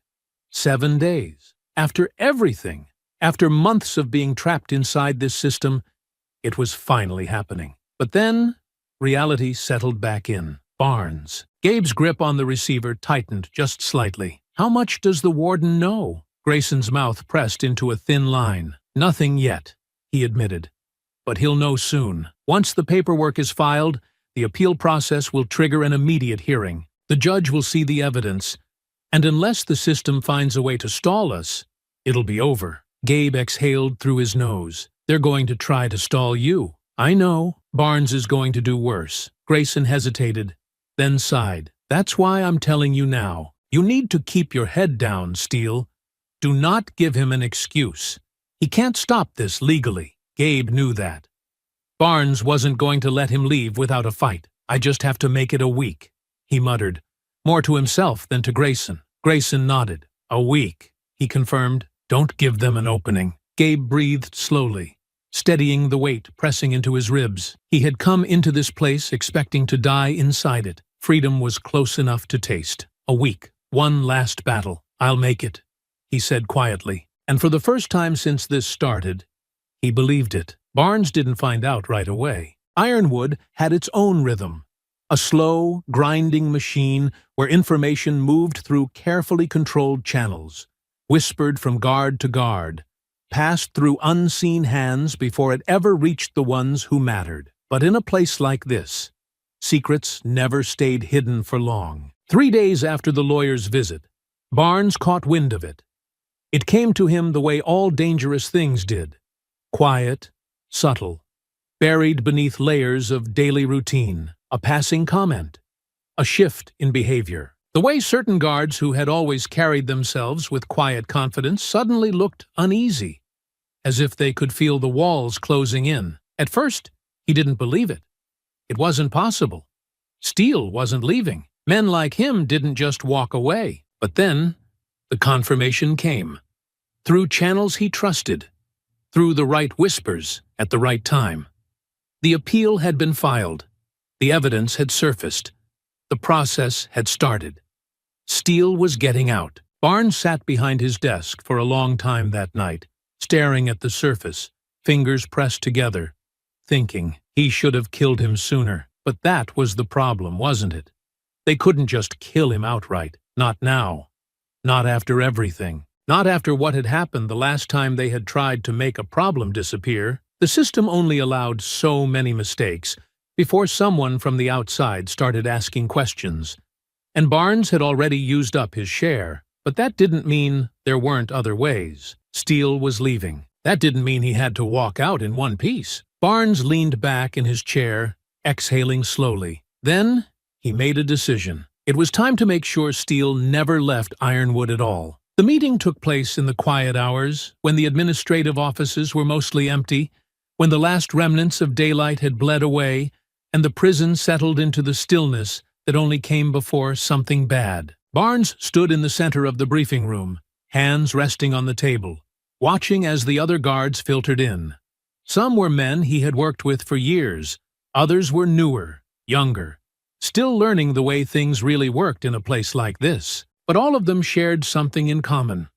The same anger, the same resentment, the same wound that had never fully closed. The death of one of their own, the man Steele had killed. They all knew the story. They had all felt the weight of it, the bitter taste of watching one of their own go down, and knowing the man responsible had survived, had continued breathing when he should have been buried. They had spent months watching Steele walk through their halls, unbroken, undefeated, untouched in ways that should have never been allowed. Now, he was leaving. Barnes let the silence stretch, let it settle, let them feel it. Then, finally, he spoke. "I'm not going to waste time explaining why we're here," he said, his voice low, even. "You already know." He scanned the room, watching their faces, gauging their reactions, waiting to see who would hesitate, who would need more convincing. None of them did. Good. "We had one chance to make this right," Barnes continued. "We were supposed to break him. He was supposed to fall in line. He was supposed to rot in here, just like every other man who's put a cop in the ground." A pause. But he didn't. He let that sink in, let the anger in the room start to simmer. Now, he thinks he's walking out of here a free man. The tension shifted. Barnes saw it, felt it. The quiet, controlled rage settling into their shoulders, tightening their expressions, twisting their silence into something dangerous. Then, he gave them what they needed. "I'm telling you right now, he isn't leaving." A ripple of reaction, flickers of agreement, small nods. The quiet, unspoken decision settling between them. One of the younger guards, Carter, the kind of man who had spent his entire career learning to hate men like Steele, clenched his jaw. "So what do we do?" he asked. Barnes exhaled slowly. "We wait." A few of them glanced at each other, uncertain. Barnes let them sit in it for a second before he leaned forward, his voice sharpening. "We do this right," he said. "We do this smart. We don't give the warden a reason to start sniffing around. We don't give his lawyer an excuse to push harder. We do what should have been done from the beginning." A beat of silence. Then, the final piece. "We hit him the night before his release." This time, no one hesitated. It was a perfect storm. The last night before a prisoner was processed out. The last moment where he still belonged to the system, where everything that happened to him could still be controlled. By the time morning came, it would be too late. They had one shot. Barnes straightened, his gaze sweeping across the room, locking onto each of them, ensuring they understood exactly what was at stake. "We make sure he never walks out those gates." The weight of the decision sealed itself into the air. A slow, collective shift as they nodded, one by one. It was done. Barnes allowed himself the smallest of smiles. Because this time, Steele wasn't going to win. The last day inside Ironwood felt different. Not because the walls had changed, not because the routines had shifted, but because Gabe could feel the weight of something coming. It was in the air. A pressure.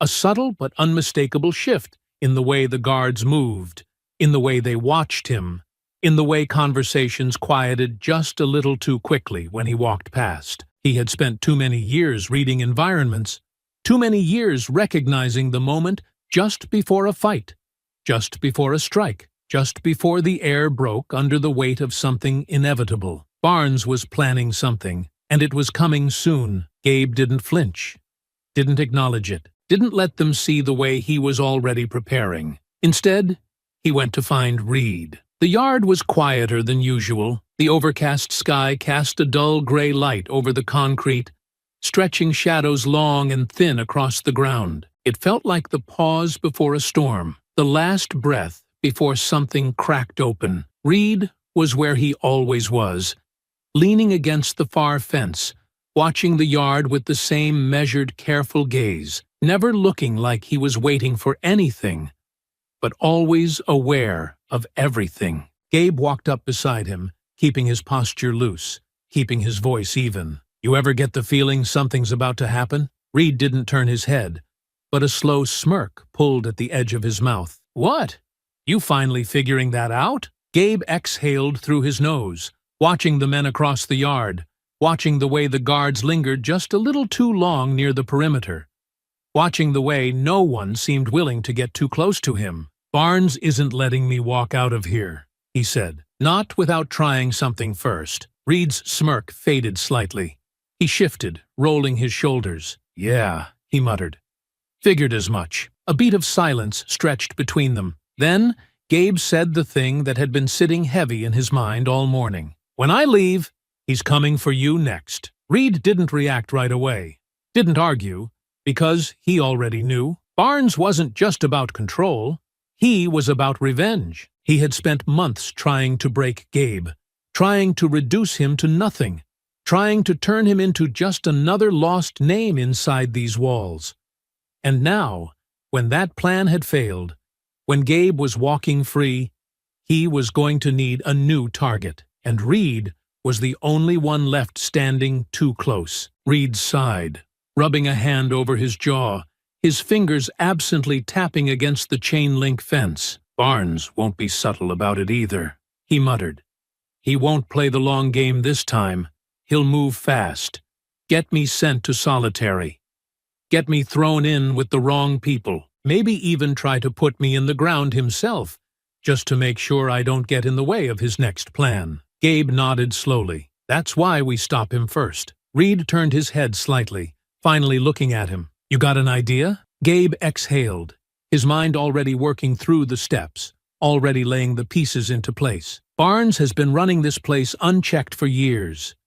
He's careful, but he's not untouchable. If I can get out, I can pull enough strings to make sure he doesn't last much longer." Reed let that settle, his expression thoughtful. "You mean go after him from the outside?" "Exactly. And how do you plan on doing that?" Gabe's fingers curled slightly at his sides. "I have a lawyer who knows the system, a journalist who's already sniffing around, and a case that's about to get national attention. Barnes isn't just a corrupt guard. He's part of something bigger. If we can connect him to the officers who covered up my case, if we can prove he's been running Ironwood like his own personal fight club, we can bury him before he even sees it coming." Reed was quiet for a moment.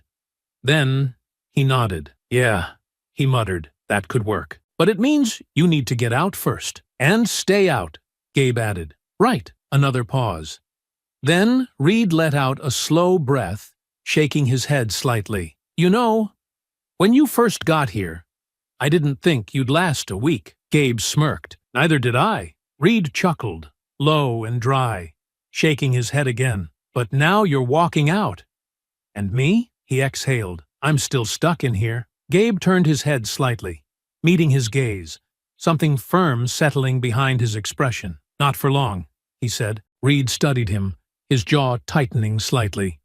Then, after a long pause, he nodded. "All right, Steele," he muttered. "Let's take Barnes down." The night was quiet, too quiet. Gabe had spent enough time in war zones to recognize the feeling, the kind of stillness that wasn't real, the kind that came when an enemy was already in motion, when the world seemed to hold its breath, waiting for the moment things erupted into violence. He lay on his bunk, eyes closed but not sleeping, muscles loose but not relaxed, body still but coiled, listening to the prison around him, the distant murmur of voices, the faint scrape of boots against concrete, the soft clatter of something metallic being handled where it shouldn't be, a setup being prepared, a trap being laid. Barnes was coming.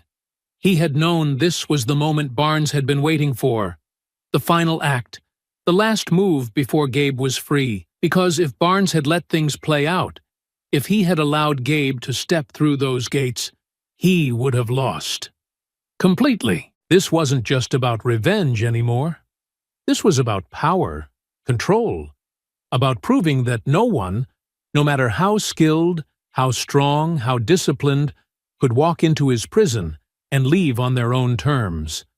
But Gabe had no intention of leaving this place on Barnes's terms.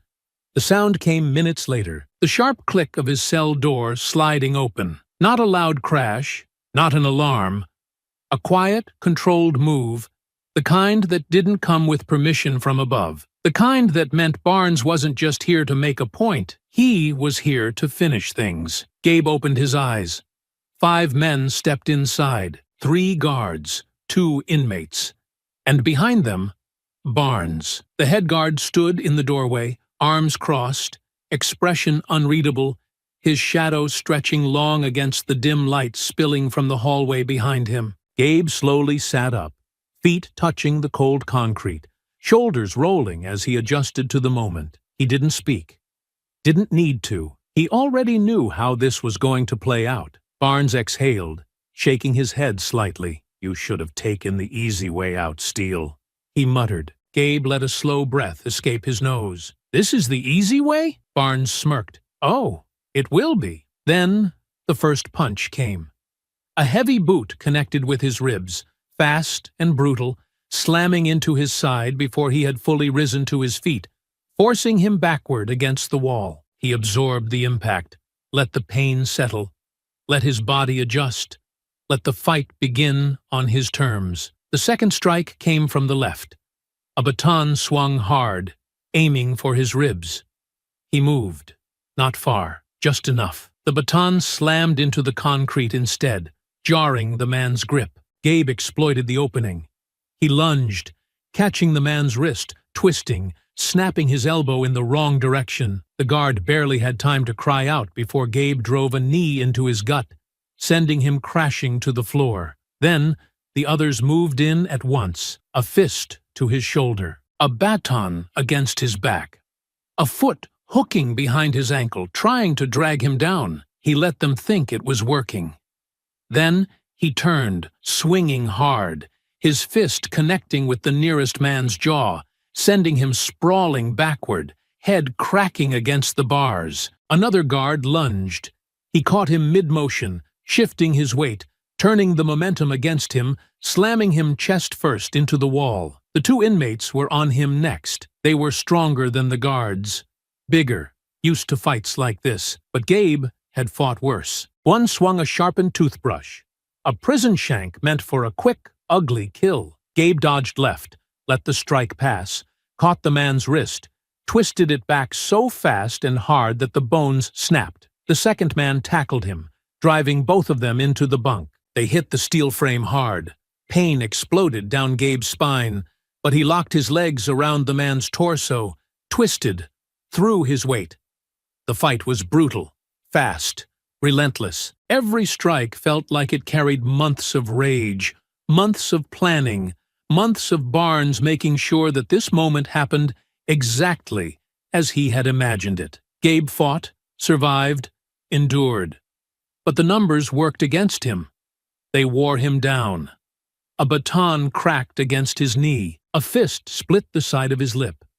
A boot slammed into his ribs again, forcing air from his lungs. Barnes stepped forward, slow and deliberate, watching as Gabe staggered back against the wall, blood dripping from his mouth, one arm wrapped around his ribs. "Not so tough now," huh?" Barnes murmured, rolling his neck, his muscles flexing under his uniform. "Bet you wish you stayed down." Gabe lifted his head, his breath steady, his eyes still sharp. "Not yet." Then he attacked, a final, desperate move. Barnes barely had time to react before Gabe was on him, driving his elbow into his ribs, catching his wrist, twisting it so hard the bones cracked. Barnes cursed, stumbling back. Gabe pressed forward until something crashed against the back of his head. A baton, hard. Pain exploded through his skull, his vision swimming, his knees buckling. Barnes straightened, panting, wiping blood from his mouth. "Should have stayed down, soldier boy."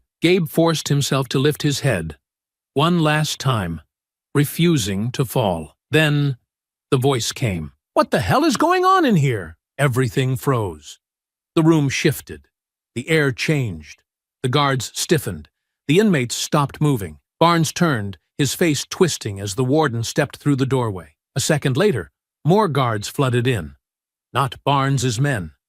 Real oversight. The warden's face was like stone, his eyes sharp, his expression a mask of something between fury and disbelief. Barnes exhaled slowly, straightening, schooling his features. "Sir," he began, This inmate is walking out of here in the morning," the warden snapped. "And you thought you could pull this again?" Barnes said nothing, but his face twitched. "I covered for you once," the warden growled, stepping closer. "I buried the last mess you made.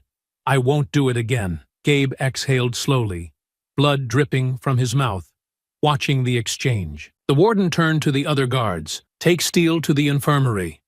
Make sure he's processed out tomorrow." Then, to Barnes, his voice cold. "And you? If you pull something like this again, I won't be able to protect you." Barnes said nothing, but Gabe saw it in his eyes. "You think this is over?" he murmured. Gabe didn't flinch, didn't shift, didn't let himself react. Because that was what Barnes wanted. He wanted to see something break, to see something shift, to know that even though he had lost this round, he still had a way to cut deeper. "You walk out of here, fine," Barnes continued, his fingers tightening ever so slightly. "Enjoy it while you can. But you took something from me, Steele. A friend for a friend." A pause. "So, I'm taking one from you." Gabe's body didn't move, didn't react, but his mind locked onto the words with sharp precision. Barnes smiled. "You know exactly who I mean, don't you?" he murmured, leaning in just slightly. "You think Reed's gonna walk out of here unscathed? You think I'm gonna let that slide?" Gabe exhaled slowly, controlled, steady, even as his blood burned beneath his skin. Barnes tilted his head, watching, studying, searching for the reaction he was so desperate to pull out. "It won't be right away," he mused. "That's too obvious. But in a few weeks, maybe months, something's gonna happen. A slip on the stairs, a shank in the yard, a transfer to the wrong block at the wrong time." He leaned in just a little closer, his breath slow, measured. "A friend for a friend." The moment stretched. The guards shifted slightly, uneasy. They knew this wasn't standard. They knew Barnes was pushing his limits, but no one moved to stop him. Not yet. Gabe's pulse was steady. His voice was quiet when he spoke. "I warned you once, Barnes." Barnes smirked. "And I didn't listen." "No." A pause. Then Gabe leaned in, slow and deliberate, his eyes locking onto Barnes's with something cold, something final. "But you will." Barnes's smirk didn't fade, but the amusement behind it did. A flicker of something else. Uncertainty, maybe even the first faint stirrings of doubt. The moment shattered when the warden cleared his throat sharply. "That's enough," he snapped, stepping forward. "Barnes, step back. Steele, move!" The guards moved in. Barnes's grip lingered for a fraction of a second longer, just long enough to remind Gabe that this wasn't over. Then, finally, he let go.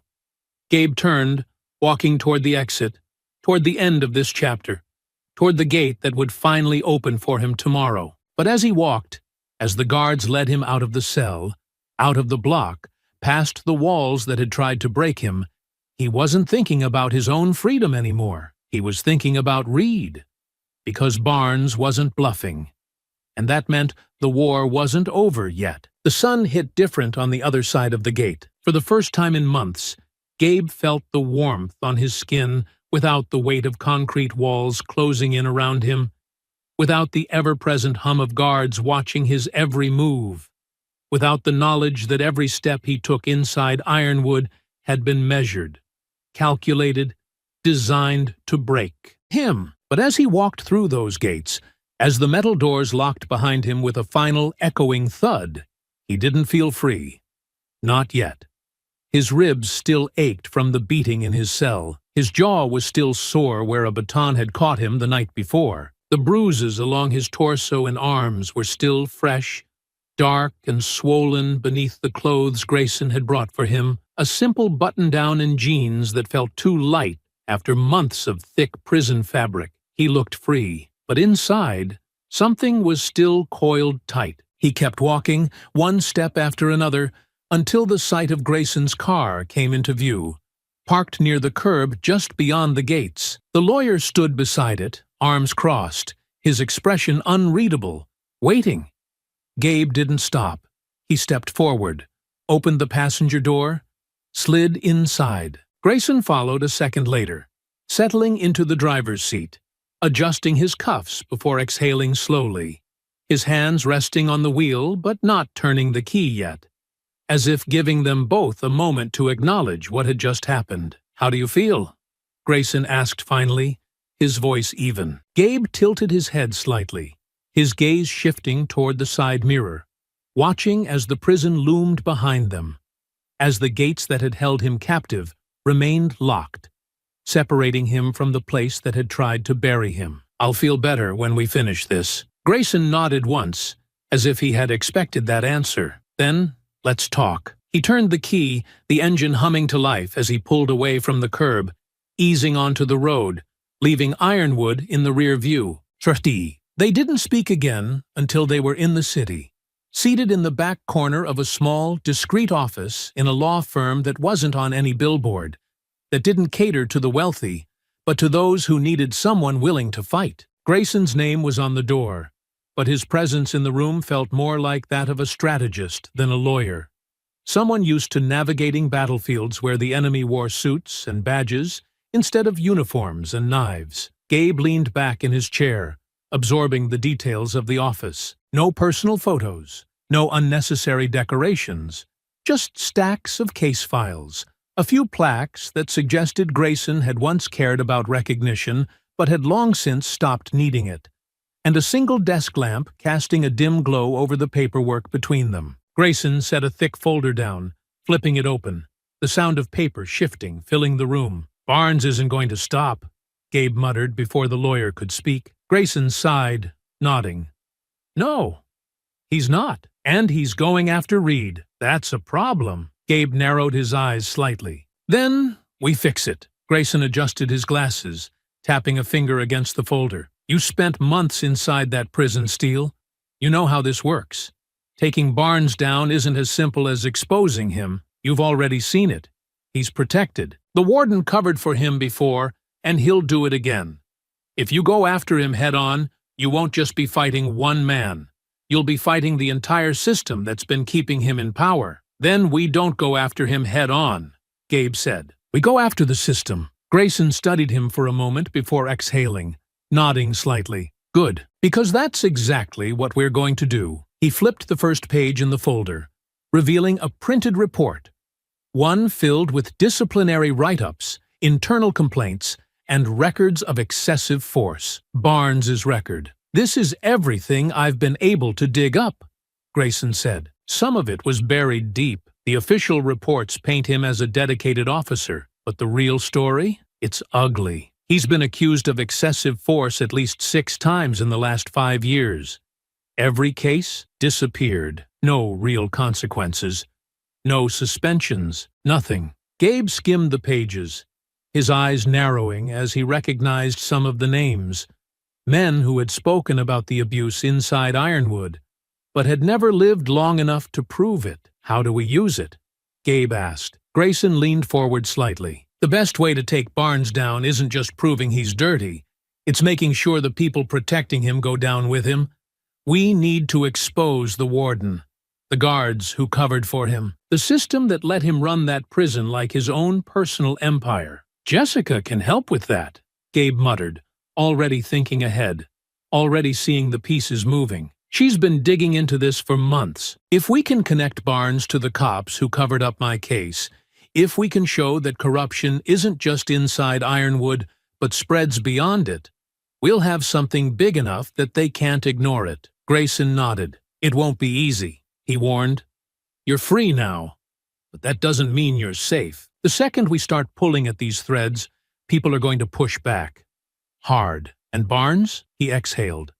"He knows exactly who you are. He knows exactly what you're capable of. If he feels that pressure closing in, he's not going to wait. He'll come after you first." Gabe didn't hesitate. "Then we don't give him the chance." Grayson's lips pressed into a thin line, but after a moment, he nodded. "All right then. We do this fast. We do it clean.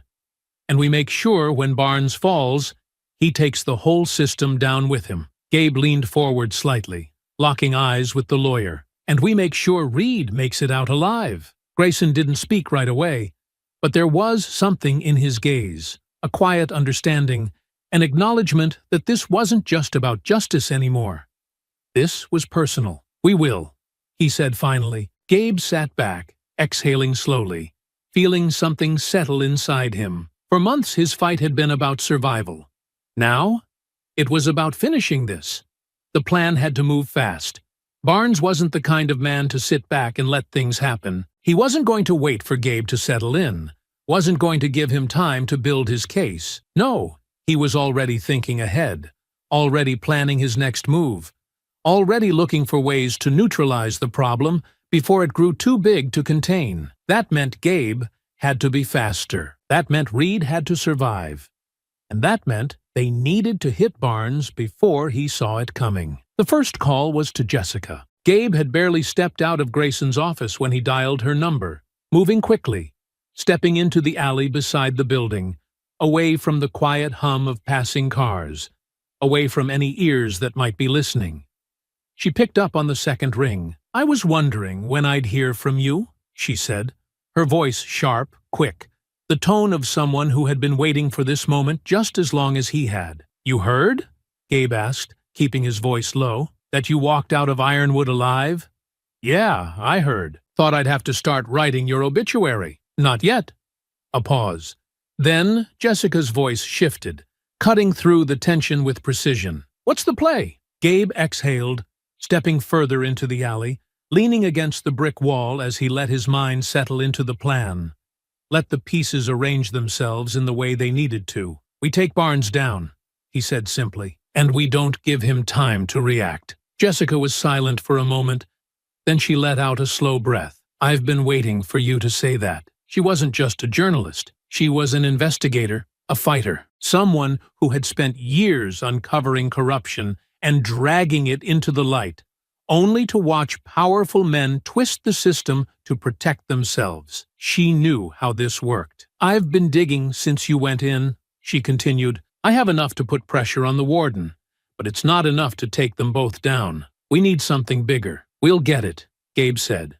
"How?" He exhaled, his mind already moving to the next step, already seeing the opening they needed. "We use Reed." Jessica hesitated. "Gabe, not like that," he said quickly, pushing off the wall. "Barnes is coming for him. That's not a question. If we don't do something, he's a dead man walking." "I know," she muttered, "but I don't like the idea of using him as bait." "We're not. We're giving him a way out." A long silence stretched between them. Then Jessica sighed. "All right," she said. "Tell me what you need." Gabe glanced down the alley, scanning the street beyond, feeling the weight of what was coming settle into his chest. "We're going to give Barnes the rope to hang himself, and we're going to make sure the whole world is watching when he does." Jessica had never been inside Ironwood before. She had spent years investigating men like Barnes, exposing the systems that allowed them to thrive.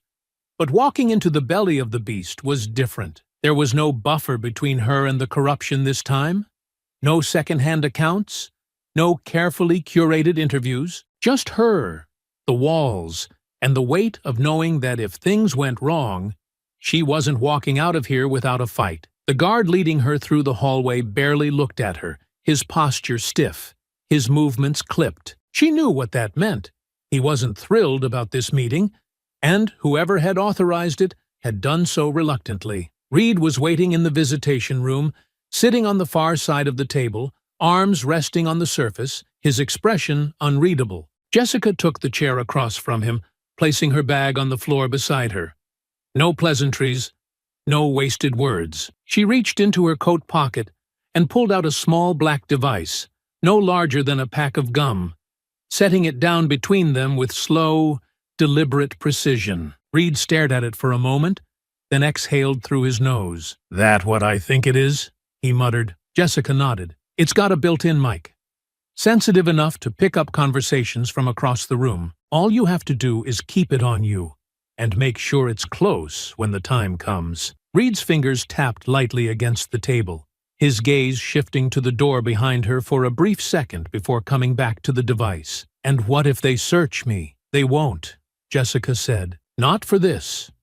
A pause. "You sure about that?" Jessica tilted her head slightly. "No," she admitted.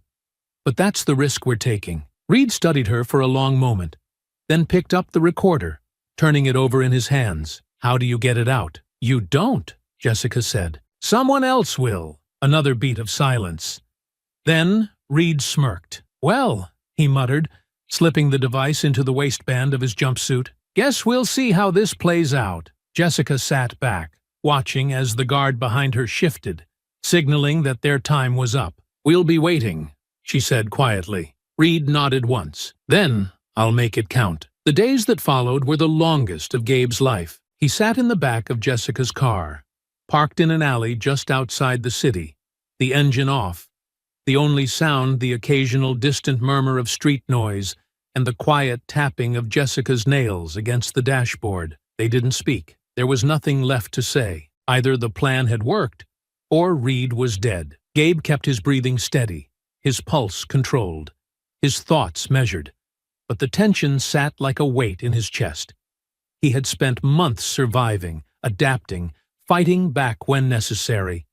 But this was different. This wasn't his fight anymore. Reed was in there alone, and he had no idea what was happening behind those walls. Jessica glanced at the clock on her phone. "It's been too long," she muttered. Gabe didn't respond.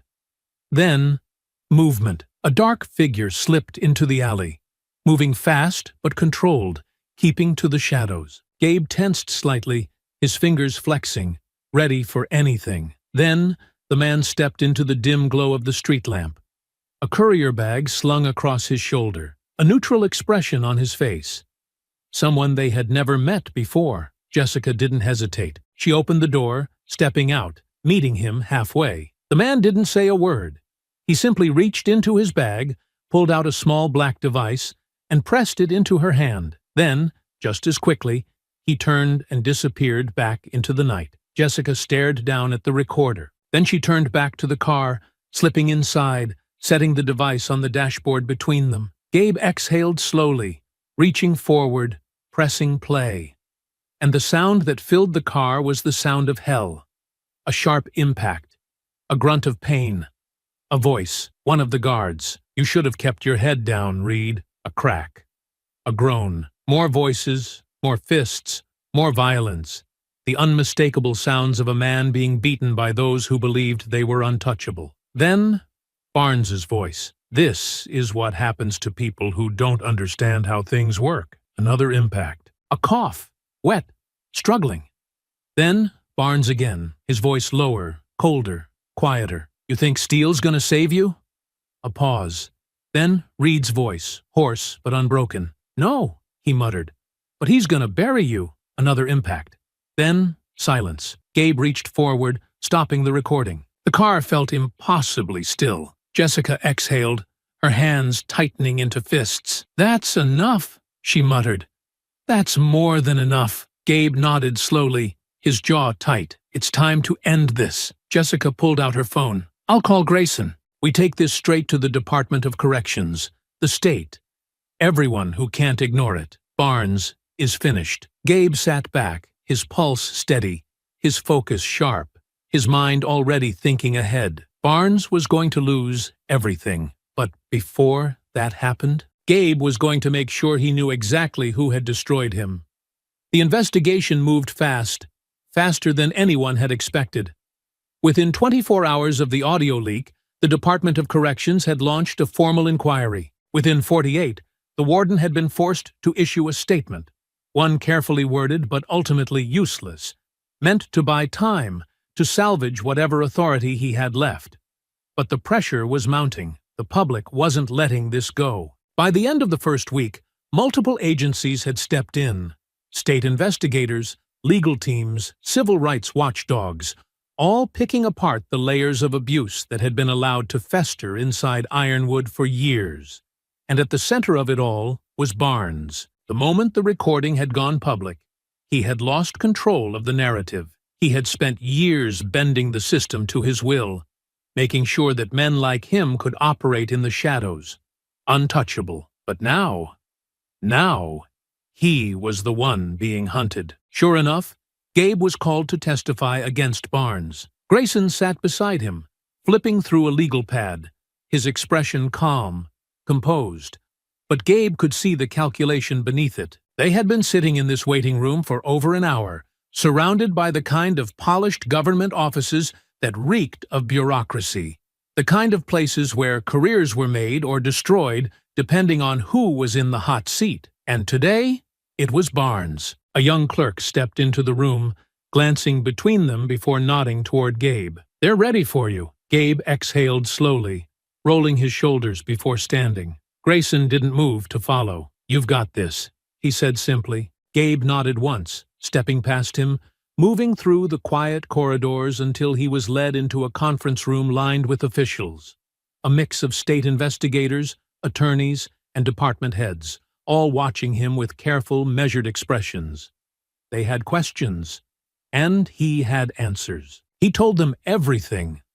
From the moment he had walked into Ironwood, from the first signs of Barnes's control, from the beatings, the setups, the intimidation tactics, he laid it all out, methodical, detailed, leaving no room for doubt. And when they asked about the recording, he played it for them again. Every punch, every threat, every word that had sealed Barnes's fate. The room was silent when it ended, the weight of it pressing into every person seated at the long, polished table. Then, finally, one of the investigators cleared her throat, setting down her pen. "Mr. Steele," she said, her tone careful but firm. "You understand that this is going to lead to a full criminal investigation." Gabe met her gaze, his expression steady. Good. The fallout was immediate.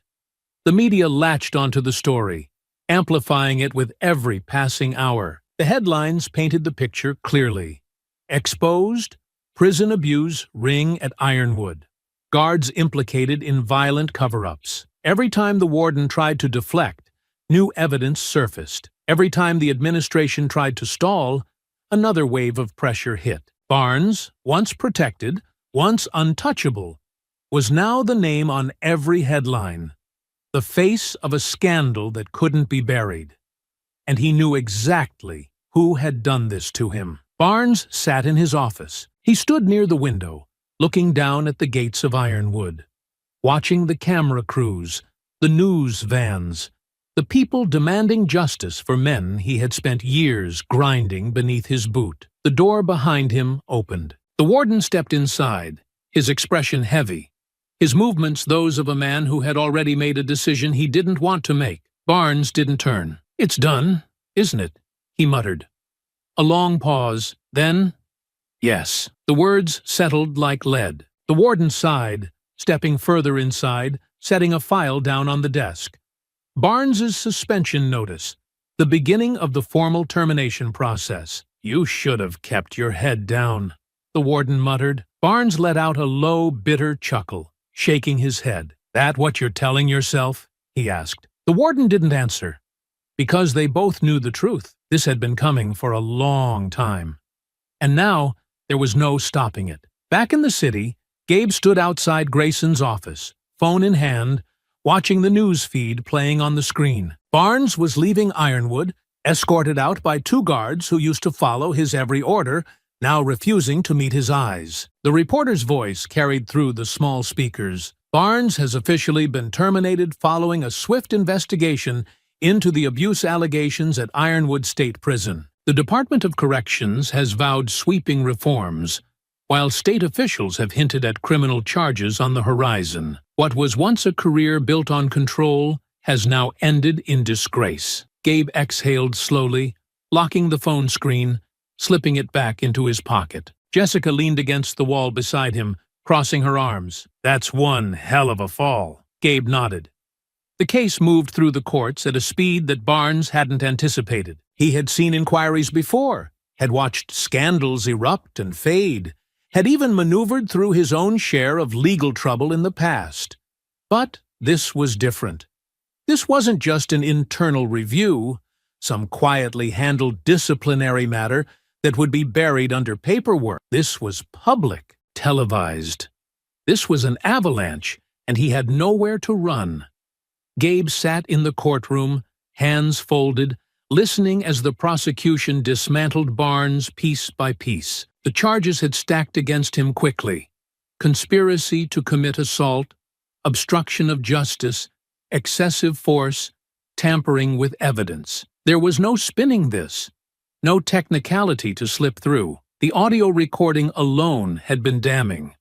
But it wasn't just the tape that sealed Barnes's fate. Witnesses had come forward, former inmates willing to testify, guards who had distanced themselves the moment they saw which way the wind was blowing. Even the warden, who had once protected Barnes, had turned cold. The jury listened, their expressions grim, their verdict already forming in their minds before the trial had even reached its conclusion. Gabe recognized that look. He had seen it before in courtrooms where men were sentenced without a second thought. The difference was that, this time, the man sitting at the defense table had spent his life believing he was untouchable. The prosecutor presented their final statement, voice steady, methodical, each word landing with precision. They laid out what Barnes had done, not just to Gabe, not just to Reed, but to every man who had ever crossed him inside Ironwood. They spoke about the culture of abuse he had cultivated, the system he had corrupted, the lives he had destroyed. When it was over, the jury left the room. They were gone for less than a day. Barnes sat stiffly as they returned, eyes locked forward, face blank. But Gabe could see it, the tension in his shoulders, the way his fingers curled against the table, the quiet, growing realization that there was no escape this time. The judge asked if they had reached a verdict. The foreman stood. Guilty on all counts. Barnes didn't flinch, didn't move, but his jaw clenched ever so slightly. Gabe exhaled, letting the words settle, feeling something shift inside him, not satisfaction, not triumph, but the finality of it. The judge let the courtroom settle before speaking. His voice carried, firm and deliberate, leaving no room for interpretation. He addressed Barnes directly, calling him by name, calling him exactly what he was, a man who had abused his authority, who had turned his position into a weapon, who had inflicted pain without consequence for years. That was over now. The sentencing was swift. 18 years. No parole for the first 12. Barnes swallowed once. His fingers twitched. He sat motionless as the bailiff stepped behind him, as the cuffs clicked shut around his wrists, as the gavel struck down. It was done. Gabe watched as they led him away.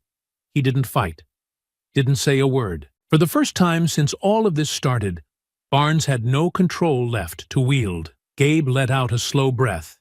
Not relief, not yet, but something close. He stood, turning toward the exit, pushing past the murmuring crowd, past the press waiting outside, stepping into the open air. This was finished, and Barnes was exactly where he belonged. The courtroom was behind him now, but Gabe didn't move right away. He stood on the courthouse steps, feeling the weight of everything that had led to this moment settle into his bones, not as a sharp, immediate thing, but as something slower, something deeper, something that had been building from the moment his life had been ripped away. He had been here before, standing in front of a judge, listening to a jury, hearing words that dictated the next years of his life.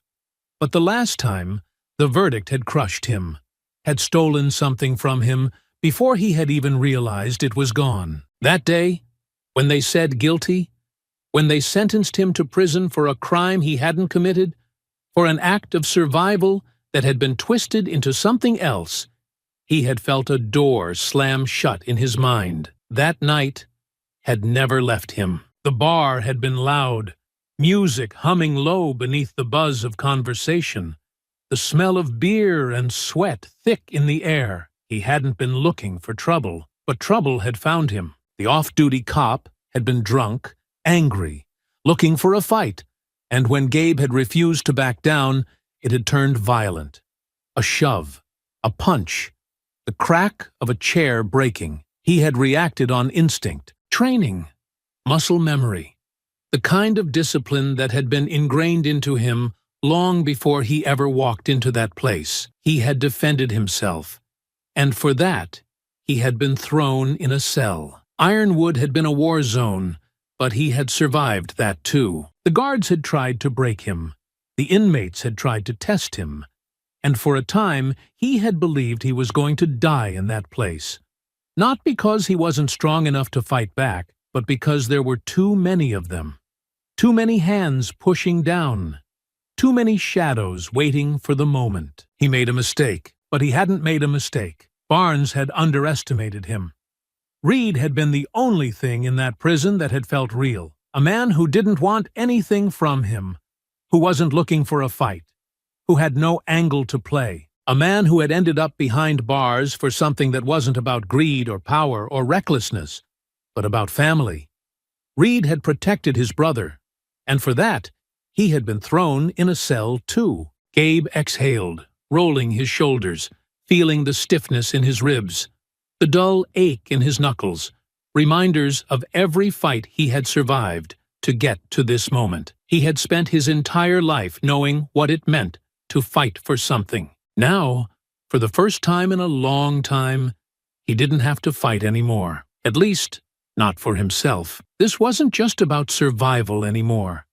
This was about what came next. 2 years had passed. The city hadn't changed much, at least not in the ways that mattered. The same streets, the same bars, the same familiar rhythms of a world that had kept moving without him. But for Gabe, everything was different now. He sat in the corner of a quiet bar, nursing a drink that had started to sweat against the glass, listening to the distant hum of conversation. The place wasn't crowded, not the kind of bar where people came to get lost in the noise, but the kind where they sat with their thoughts, let time settle around them. It was the kind of place that let a man disappear if he wanted to. But tonight, Gabe wasn't disappearing. The door opened, letting in the cool night air, and Reed stepped inside. He looked different.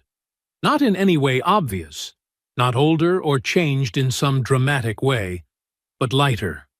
Like a man who had finally stopped looking over his shoulder. He scanned the bar once, then found Gabe, moving toward him with the same steady, measured steps he had always had. Gabe leaned back as Reed sat across from him, letting the silence stretch between them for a moment before offering a nod. "Didn't think I'd see you drinking alone," Reed muttered. "Didn't think I'd see you walking free." Reed smirked, signaling to the bartender, ordering a whiskey before turning back to Gabe. 2 years, he said, shaking his head slightly.